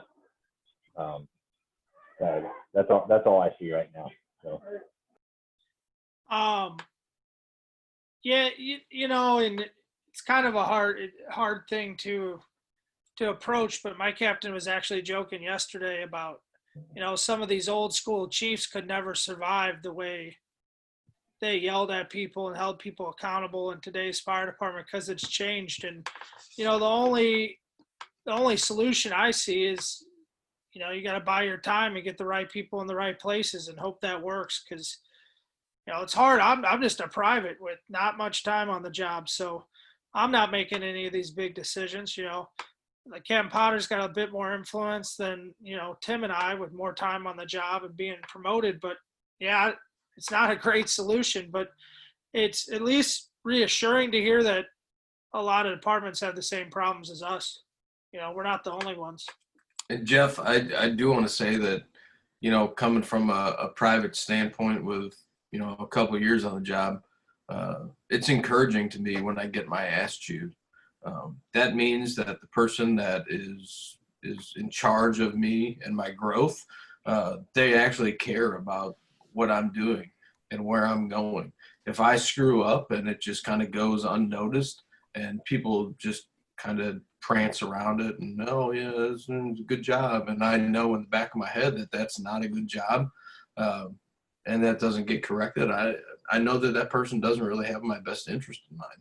So to officers and chiefs and captains, I think it's, you know, still okay to correct guys, because that means you care about their development as a firefighter and a future officer. So don't be scared to come down on guys. I mean, you got to have reason, and as long as that reason is there, I think that's a completely appropriate thing. Yeah, I mean, we talk all the time, obviously, Tim, so we're on the same page when it comes to that. But, you know, there's a quote out there in, I believe it was from a Rescue 2 captain in FDNY, you know, that said, you know, I'm a boss. I could be your friend and I could be your boss. I could be both. But if you make me choose, I got to be the boss. And if we remember that, and we hold each other accountable, and, you know, we do it on our company as the private to private level. So it doesn't necessarily have to be, you know, coming from the officer, but I'm with it. You know, if the chief gets into me, I'm the type of person that I'm going to try and learn from my mistakes and get better, because I still make mistakes all the time or don't know things. And, you know, that's the whole point of growing up in this job, is learning from your mistakes and your experiences and learning from the senior men. And when you get your PP slap, for lack of a better term, you figure it out and move on and get better from it. So don't get your feelings hurt and file a grievance and all that other bullshit. You know, just figure out where you went wrong, work hard to improve it, do some drills, and do it right the next time. You know, I like getting the compliment sandwiches from my boss. The what? Compliment sandwich. He tells you, hey, what happened, how bad you fucked up, and then he gets the rest of the bun is, hey, you did pretty good. So I like those sandwiches. They're good sandwiches. I can digest those pretty well. What do they say? What's the saying? Nothing matters before the but. You know, and you did all of this, but. Yeah, but yeah, I know what you said, bro. I know what you're saying. I just can't remember what it is.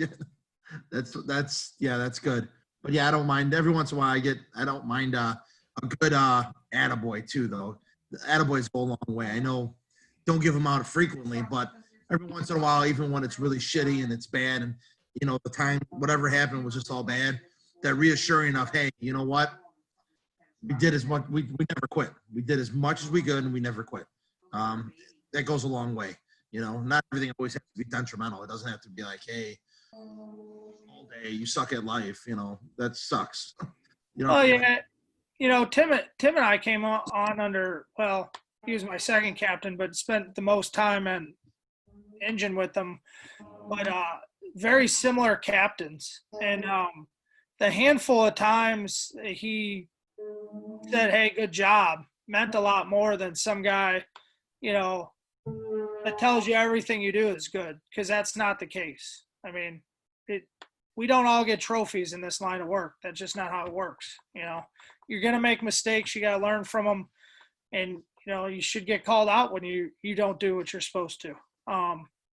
You know, but when you hold that tough approach, then you get a good job out of them. You know, you actually did something legit that deserved that praise. And that's, to me, that praise is from people like that, chiefs and captains like that, is more important than any other award or any other recognition you can get, you know, in the fire service, in my opinion.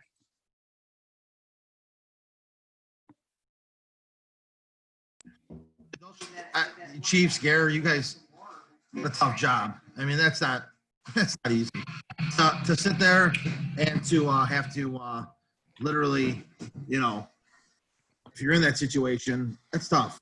I don't want to. That's a tough mindset as well. And I'm not there. I can't explain that. I can only explain what my experience might have been. But you guys have tough calls to make. Overall, you're going to have to be the ones that say, done, we're not doing this, or we're going to have to try that.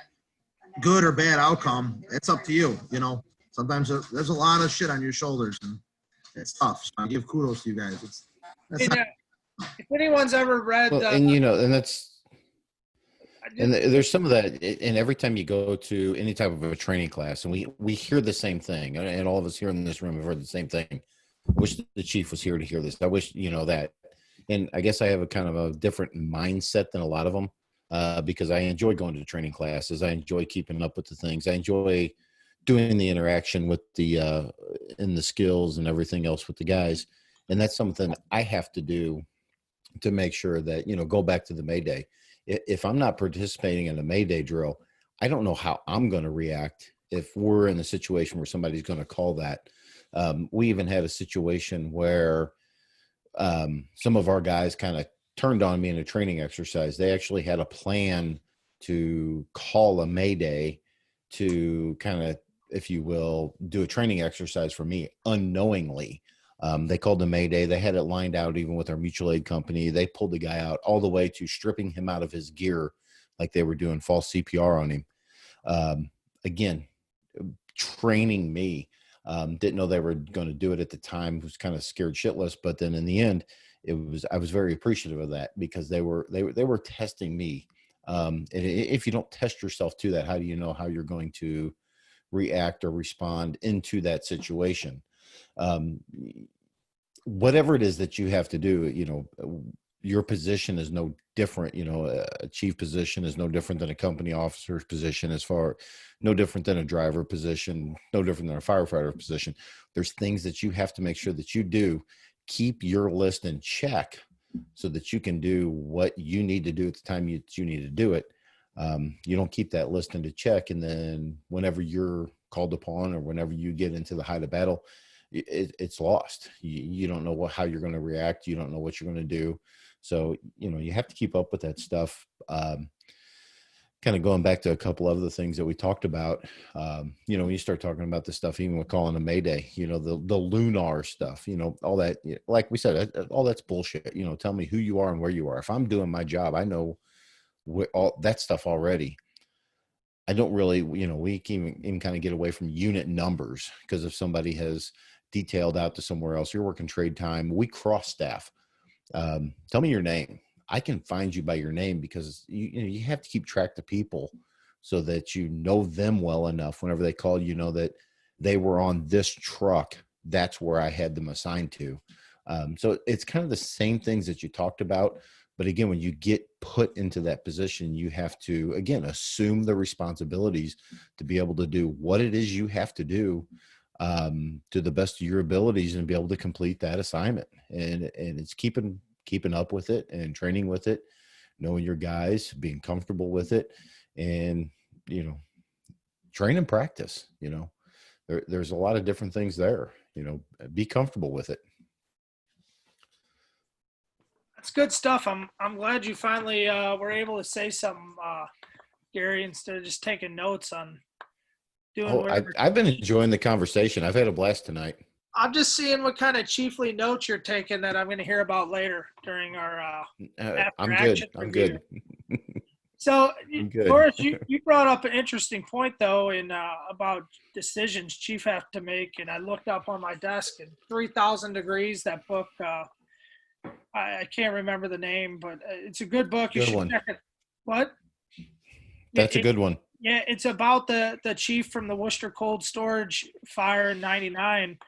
Just kept losing people, up to 6 guys lost. I think it was Chief McEntee, maybe. I might be butchering it. I should look it up. But he actually had to go stand in front of the door and physically restrain from sending more members in there to find the lost 6 guys at that point. So I couldn't imagine being in that situation and how tough a decision that was for him. But who knows, by making that decision, how many more firefighters they would have lost at that incident if he didn't do that. So Yeah, There's actually even a follow up on that. If you Dennis Leary has a YouTube page. It has a bunch of good stuff on it with that. There's actually an exit interview whenever he was retiring, where they talked to him. It's about 15, 20 minutes long. Really good. It's worth the listening. Kind of sit back and kind of gather his thoughts from what he was thinking and what was going through his head at that incident whenever that had to happen. Like I said, it's on YouTube somewhere. I don't know the exact address. I can look it up and post it and throw it out there for everybody, but it's worth a Google search to find it. yeah, it's I watched that as well. It's worth it. It's worth checking out. And the book's really, really good too. It talks more than just that building, but or that particular fire. Mikey, did you have some? No, that's what I was thinking of. That chief, he was spit on, he was cursed. I mean, they hated him for a long time. And from my understanding, I didn't read the book, but from my understanding, what I was told, it took a while, but they saw what happened. They saw the light at the end of the tunnel, what he was thinking. He's like, I just couldn't do it. I just couldn't sacrifice more. You know what I mean? And, the chiefs that I know that were on the Ritz that we lost guys on, and I was there, those chiefs, literally, I mean, I know one specifically, a good friend of mine, he's retired. Is he retired? He is retired now, but, he had a lot of survival's remorse. He just couldn't believe it. Even though he's a battalion chief, he just, that's a lot to weigh on him. He weighed a lot. And one of the chiefs that I had, he called 2 maydays that we were at, both from my house. And he was my battalion chief for a little bit. And it sucks. They act different. And you see the change in officers and chiefs. If they've been in that situation, they act different. They do things differently. We sent a guy to the rear, and that's one of the guy's spots on the truck. Go take somebody in the rear, do your thing, right? Sometimes recently, when I was still at my old spot, they stopped doing that. They said, you know what, we're going to stick together. It was almost like that, like the Top Gun thing, get them up in the air, get them, break that habit. Don't freak out. It's okay. And it's, don't get me wrong. For a long time, I still do it. It runs through my head every run, every fire. You think about this. I don't know how it is for everybody else, but I think of these things, and it just, it sharpens me a little bit. I'm more aware. I'm not scared, but I like to be a little nervous. You know what I mean? I like to already be at that level of, this could be really bad. And yeah, it's a good fire, but it's not bad, So I find myself a little bit more sharpened and ready to go, and my surroundings and everything's on like a million. I'm ready to go. So I don't know. That's just how. Sorry, I got off subject there, but yeah. I think it comes down to mindset. And if you're not a little bit nervous, I don't think scared is the right term, but if you're not a little bit nervous, something's wrong with you. And that's, I think, when you can get reckless and do dumb stuff. And I say respect, maybe. I not say scared. I say scared. That's me. I mean, I'm not going to deny it. There's a little part of fear, but it's more respect. I just respect what that fire or what the scenario or whatever the situation may be. It could be an accident on the expressway, for God's sakes. It doesn't have to be that. I mean, your heightened sense is just going to be a little bit different.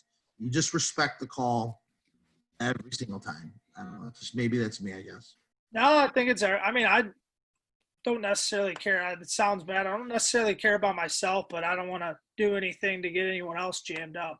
You know, I don't want Mama Bear Schultz coming after me if I get Tim hurt or God forbid worse. You know, that's what's in the back of my mind. But Jeff, you got me to the hospital when I needed to be there, so that's all that matters.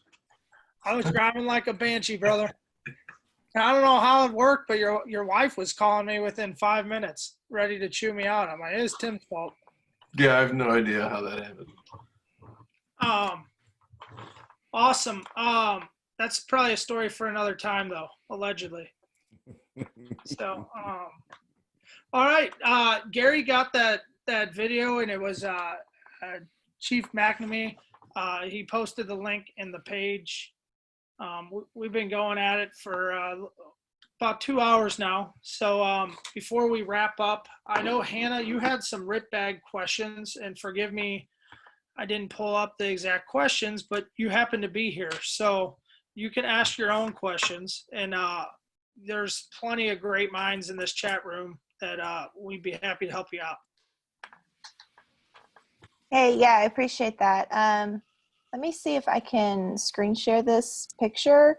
I was just kind of want to get the nitty gritty details of how everything is set up inside your RIT bag. So let me find that. You guys talk for a second. I can tell you our RIT bag is very similar to what you got. The big thing, and the question I had for the other guys on equipment, because I'd love to hear everyone's input. I don't even think most of the time we would deal with giving them air. I think it's going to be similar to Captain Potter's thing. You're going to hook them up, drag them out. I mean, especially if you're on the floor of the main floor, you get them out quick. Why would you fuck around with all that shit? If we got to the point where someone's pinned or it's a big building, short of their mask being totally destroyed or off or missing, because, you know, people in smoke do crazy things, and their mask is gone, their SCBA is gone. I think we're going to mess with the high pressure side, the transfill side, the T side of the RIT bag, and just equalize their tank, unhook it, and then that's one less thing attached to them. And then the reason I'm big on that is then we have the air for the RIT team guys, because we all know if there's one Mayday in a complex type Mayday incident, there's going to be multiple. So I'd love to hear what your guys' thoughts are. Like, that's my belief. Transfill them, unhook them, have someone hold on to the RIT bag, have it for whoever. Once you go to the low pressure side of the RIT bag, then that bag's got to be attached to that firefighter for the duration. Love to hear what you guys are doing. Then we'll get into the picture, your RIT bag and RIT bag setup. I tried sharing the picture. Can you guys see that? Yeah, we got it. Okay. Yeah, we see it. So Paul or Mikey or someone, what do you guys think about my last statement? Captain Potter? Hey, one thing on RIT bags, I think they're a very good tool to have in our RIT cache.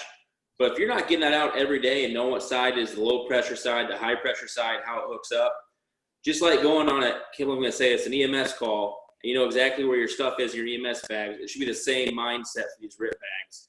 If you're only pulling out once a week to check it, and all you're checking is that the bottle is full, that's not doing yourself or the other brothers or sisters a good service at all.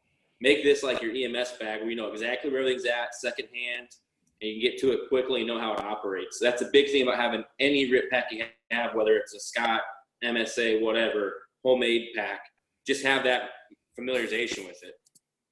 No, I couldn't agree more, and I always made it a point. It's not a big deal now because we have one on the rescue, but on our job, the RIT bags are in the buggies, the Chiefs cars. So the RIT team, whoever's assigned, has to go get it. I always made it a point when I was at the 17s and the Chiefs stopped by once a cycle to go check the RIT bag and see how it's laid out and do that. So that's a good point, Juicy. If it's, you know, and to Captain Potter's point earlier, several times I found low batteries on the strobe lights that never really get used, or they were all completely dead. So you definitely need to be checking them. That's good. But anyone got anything to add about making the connections, what side you're using? Mikey, you got anything? I with Hannah's we got something similar. We got the True North. The only thing I added on the face piece, I just call it the mask side. I know it's not the correct terminology. That's just the terminology we use. So with the MMR side, our bag at least, we added that piece of paracord, but it's like wrapped like a prusik cord around the hose, and it's just paracord, and we strap that onto your coat. So when you're pulling, I mean, I don't know how many drills we've done. We pull them out. We got the mask. We're like, drop the mic. Yeah, I did it. Yeah. The guy's face piece is on the side of his head. You know, he's been out of air for like the whole evolution. So he's gone. You know, it is what it is. It was just like a total waste of hooking up the face piece and so on and so forth. So instead, I learned this from, I went to Ritter Fire like my second or third time going to it. And the New York guy said, when you do it, you put it on. Well, there's the, on the hose, you have that prusik cord. You clip it onto either like a coat hook, clasp, whatever you call it. So when you're pulling him out, the down fireman, you're pulling on his coat, and the hose stays stationary and the face piece doesn't move at all. So all the friction is done on the coat. I thought it was ingenious. I'm like, what the simplest shit? It was amazing. They also put bright pink tape and huge rings on the face piece.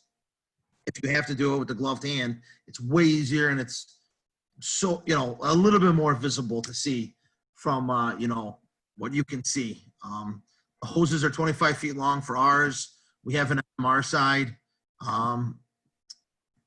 or mass mounted regulator. This is ours. It's similar to yours, Hannon. We have a few things in it, nothing too crazy. We have a face piece. I think you would call this the low pressure side. I'm assuming this would be the high pressure side. There's the hose. There's a whole video on it. Just got them. We don't have hour bottles. We have these. There's not an hour bottle in here anymore. We have a 45-minute bottle. Forgot shame on me. I forgot the reasoning why. I think it was more of a financial thing.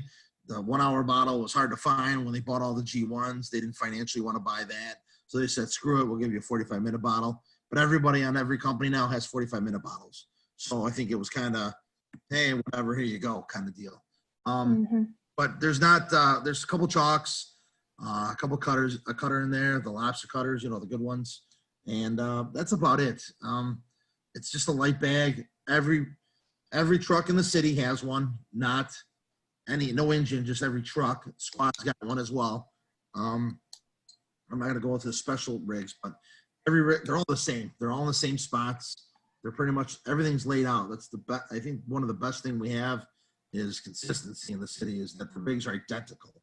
For the most part, they're identical, unless they're spare. They're the same spots, same stuff, same equipment. You can't screw this up. You know what I mean? So I give it to us. We still got a couple things pretty decent. A couple things are straight.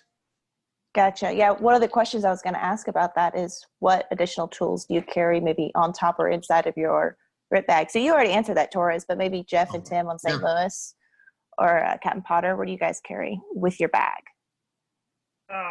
We had the same setup as Mike's talking about in the battalion chief buggies. Okay. With the different, I think they just switched to the True North bags, but the difference is there's also a 200-foot search rope, or 150-foot, search rope attached to the bags or with the bags. And then they have 30-minute bottles. The two rescue squads carry exactly what you have with our bottles. And then the Scots come with a little carabiner to attach to the coat, like Mikey said, on it. They come with the rings on for the pull straps. And then we add at least on our squad, a small piece of hose that you run the strap through the netting, and it keeps the whole netting over, and it's easier to grip with gloved hands. And that's just something we went out to the hardware store, bought, took the mask apart, put it in there. There's cutters in all of them. There's tin snips in all of them. There's the strobe lights Captain Potter was talking about in all of them. And then there's the tethers, should be the tethers for the Kansas City large area search technique are in them. And then there should be a webbing loop in all of the RIT bags as well. Captain Potter, am I missing anything? And then each Chiefs buggy has a thermal imaging camera in there that the RIT team is supposed to grab when they grab the RIT bag. The only difference being squads have 200-foot ropes. The rescue squads have 200-foot ropes. The RIT bags and the buggies are 150s. Did I miss anything, Mark? I don't think so. You know, just a basic face piece in there and high pressure and low pressure hoses. And that's something I was going to add was, you know, the occasional time they forced me to act in our chief's position and ride in the buggy. That's one thing I try to do when I make the district and stop by engine houses. All too often, that RIT bag is never taken out of the chief's buggy and gone over by anybody.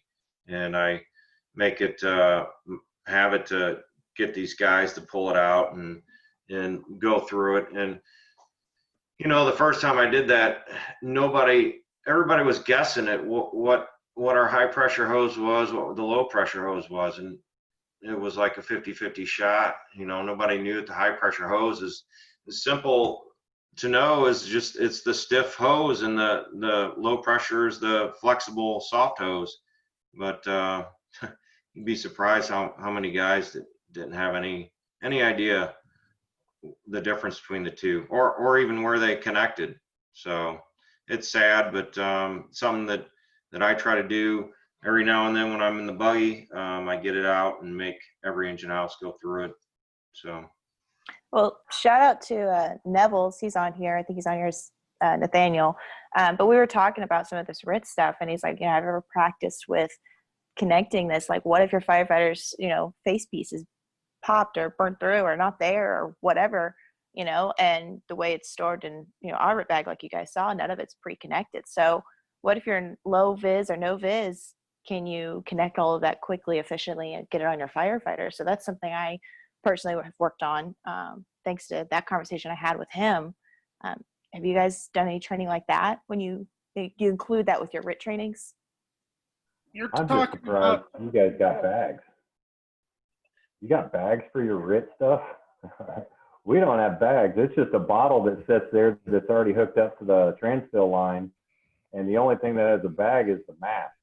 Everything's already pre-connected. So all you're doing is just grabbing the bottle and everything's connected to it, to ours already. We don't have to connect anything else. The mask that we have is what pretty similar to what Wolfmeyer was talking about. We got the big rings that are outside of it, got a paracord around the top of the mask with a garden hose so we can feel everything. Looking at your pack there, it's nice and neat. And man, it's pretty. But about it. my first question would be is, can you put that mask on a down firefighter in a no-vis situation from that position right there? That's just something you're gonna have to train on repeatedly until you can get really good at it. Like I said, ours is all connected, and man, they show it too. They're not nice and clean. They're banged around. They've been drug around in just about everything that you could think of. But that's the way the entire job is. There's no pretty bags like this. It's inside the Stokes basket, and it's ready to be there. Now we do have our last bags, which is, you know, our large area search for any commercial structures, and you know, that's a 300-foot piece of rope that we add to it, plus a few other things that Jeff was talking about. But when it comes down to the RIT pack, that's I gotta say, that's pretty. Yeah, it's pretty. That's about all it is. I told Jeff, I found the technical orientation video for this style bag, and our bag, the way it's set up right now, is exactly how it's set up in the video. It kind of speaks to the level of training that we've done on it.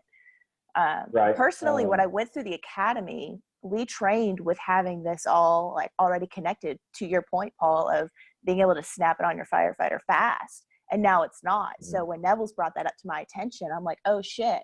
So I went out there in the bay, and I don't know what to do, like 30 times or something. I just kept my eyes closed, and I put my structure gloves on. No stress inoculation or anything like that with what Tim's talking about. I was keeping it fucking basic because I gotta have a starting place, right? And I was doing that, and I'm like, shit, this really isn't that smart. But you know, it's what we got. So what you know, the way everyone expects to find it. So what can I do? We'll train on it. So, because we had that same bag, and it's fine. What I would change, if they'll let you change it, we're actually getting rid of the buddy breathers on our next generation of tanks, SCBAs. They're taking them off now. We're going straight to the UAC only. So the way ours is set up in that same bag, pop that little, the nipple cover off the buddy breather part of the line, the low pressure side of the system, and we have our mask pre-hooked up, ready to go, set up how I said with the rings and the garden hose, top straps tightened a little bit, and then the other side has our transfill, and like I said, that's the preferred method, short of just grabbing them and getting them the fuck out first and foremost. But the bag is set up. The T is for transfill, and the ball on the other side's for buddy breathe. So, or mask, So that's how we have ours set up, and then the pockets on the top would be where your cutters are, and your webbing sling would be. I kind of think it's simpler talking what Paul has, but we had the bags, and that's how ours are set up. I can't speak to there being any specific setup for the bags and the buggies. If you run a similar type situation, what I would say is when you get one member up there to the front of the building with the bag, open it up and see what you got before you go in there, because you're going to want to turn that bottle on anyway. Before you get in the environment, you're going to want to have that bottle turned on. But that's just my personal feelings on it. That's what we have. I'm sure maybe some other people have something they may want to add. I don't know. Hey, Paul, here's the old one. Yeah, that's pretty close to what we got. We don't have that long of hose, but man, that's pretty much how That's ours what it rolling. was. No bag. Yeah. It was in like a hard Pelican case, and you open it up, and you're like, "There you go, fuck it, go." There it is. That's what it was. They're like, one of the bosses are like, "Hey, let's get one of those bags." Now O'Byrne just got a hold of a rip pack that looks very similar to what you have there, Hannah. It's the MSA, it's the G1. It's their rip pack. And to be honest with you, I haven't gone through it yet, and it's going to be interesting because it's not something that I usually mess with. That's not what I work with. So there's a learning curve there that's going to be for me for when we start using this in our classes and stuff. So I don't know if anybody else runs that, but I appreciate any input on that stuff too. So who knows? I may end up modifying the thing. So. One thing I can comment on real quick: if you have trouble getting your own mask on, you're going to have trouble getting a mask on somebody else that's unconscious and lifeless. The landmarks you use and how you feel the head on your head and where it locates behind the ears and the jawline and all those other things.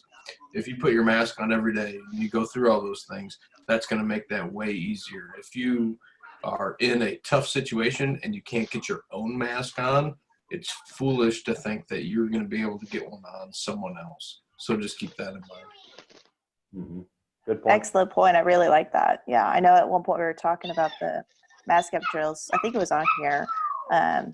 Just trying to do a couple, gloves on in the mornings when you're checking your pack. That's a really good habit I've tried to get into. I kind of put it on my objective list for tomorrow on shift, is to actually take that into the room, black out, fuck up my pack, and then, orient myself and mask up still with gloves on. Just, mess it up a little bit, make it difficult. No, it's all, because in a Mayday writ situation, you're probably gonna have your gloves on. I'd like to think. I may not, but most people probably will. No, It's ideal. I mean, we've said it on here a bunch. Get used to working with your gloves on. I'm a huge. Tim knows. I come off the truck with them on, and I don't take them off till the fire's over. I mean, I train myself to mask up with them and do everything I need to with them. And it just takes muscle memory, and it sounds like you're well on your way, Hannah, to getting that. Because if you haven't burnt the hand or cut a finger or cut a tendon or something like that, you take your gloves off and it's hot and you get your hands burned. You're not doing anything with burnt hands. I mean, nothing fine motor anyway. So that's my opinion on that. Gary, did you have any pictures? Someone mentioned that G1 RIT bag. You guys run G1s. Do you have pictures of it? Yeah, we run the G1s, but we don't have the RIT bags for them. We're kind of like what Paul talked about. We've got a setup with a bottle that has the regulator with the high pressure and the low pressure. The old air packs that we had, we've probably been on the G1s about 5 years now, and the air packs we had before that, we had the RIT bags, and they were set up with similar like what you're showing there with the mask and the high pressure, the low pressure, the tools, everything else. And we found that the more we trained with them and practiced with them, the more improficient they were. So we kind of downsized it and kept it simple. One of those, again, our bread and butters, single family or multifamily residential.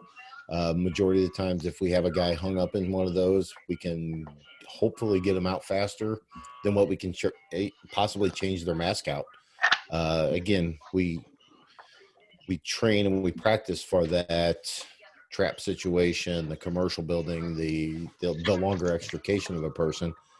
But it became more of a hindrance having all that big bag and that bulk, not just getting it in, but it kind of like Torres was talking about a while ago. Once you get it in there to them, now you have this person that you have to drag out, and you've got this bag, and it's more shit to try to get out of the building, and it slows you down.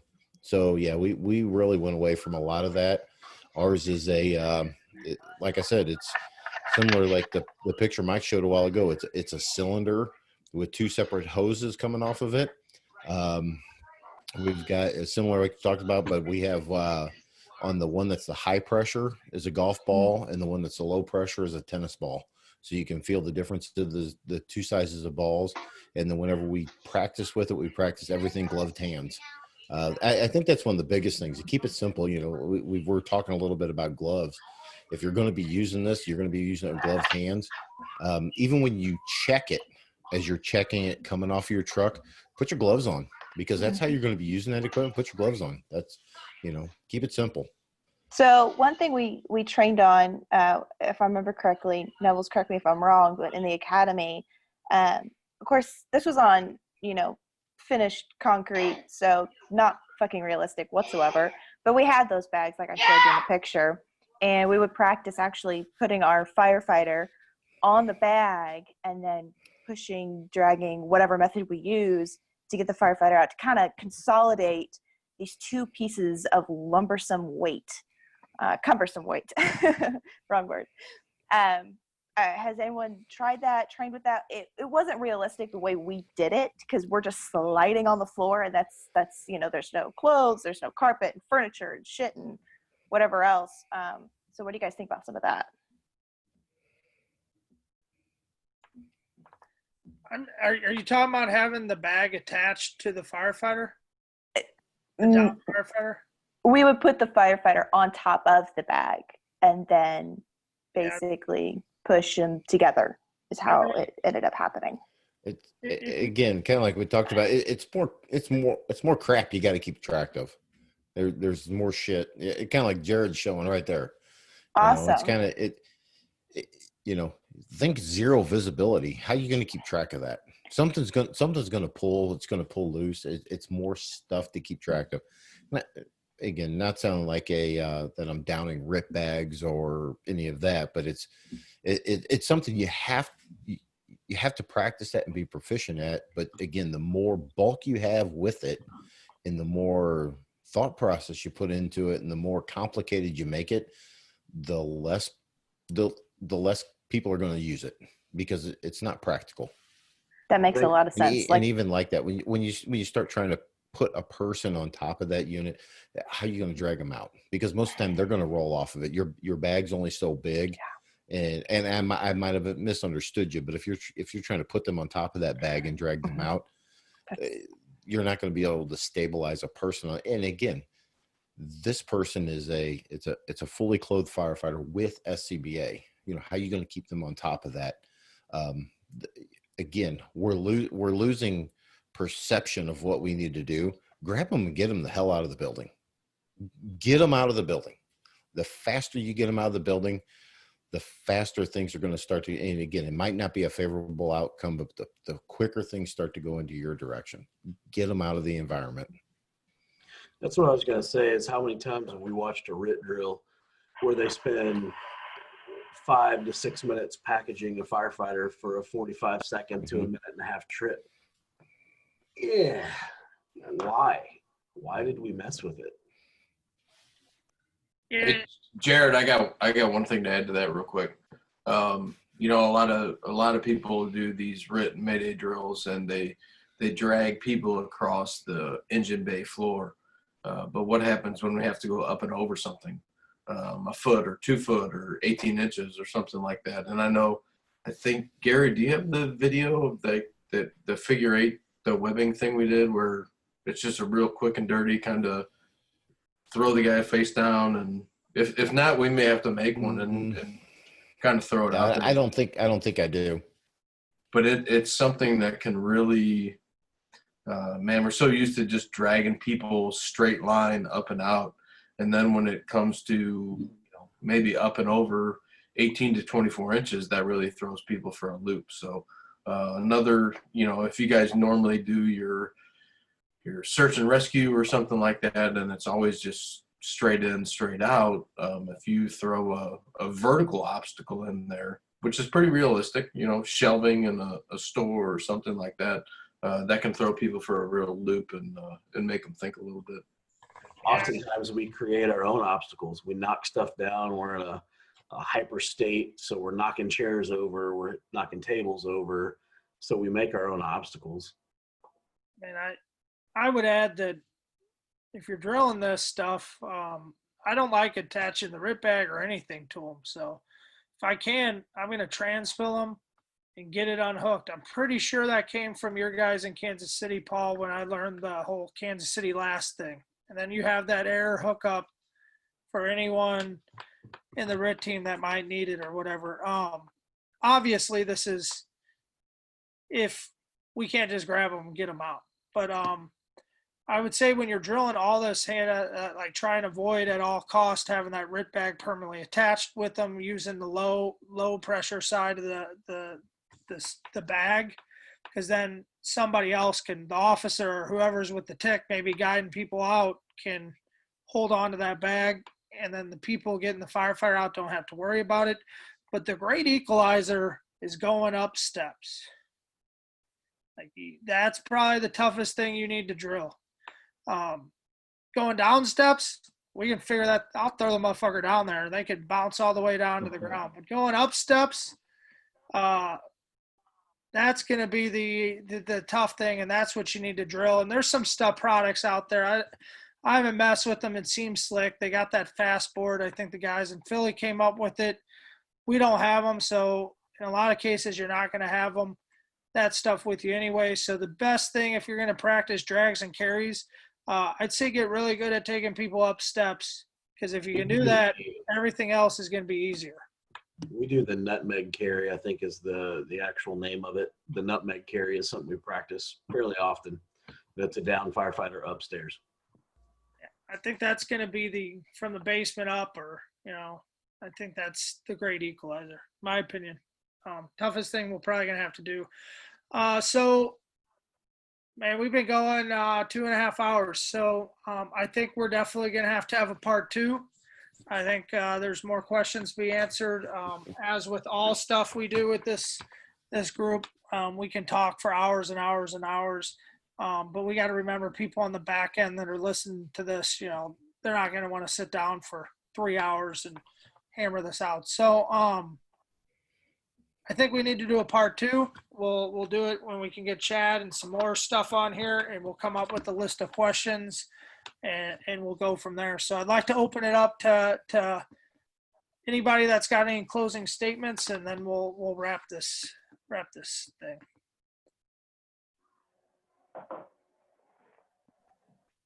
No one? Keep it simple. Yeah. Keep it simple. Keep it simple. So, hey, if no one's got anything on behalf of Engine House Training, thanks for taking the time tonight to spend with us. Thanks for listening when we post them out. If we can be of any need, I can speak for myself. All of Engine House Training, all of O'Byrne Training, reach out. We'll be happy to help you out any way we can. Thanks again for listening, and everybody have a good night. All right.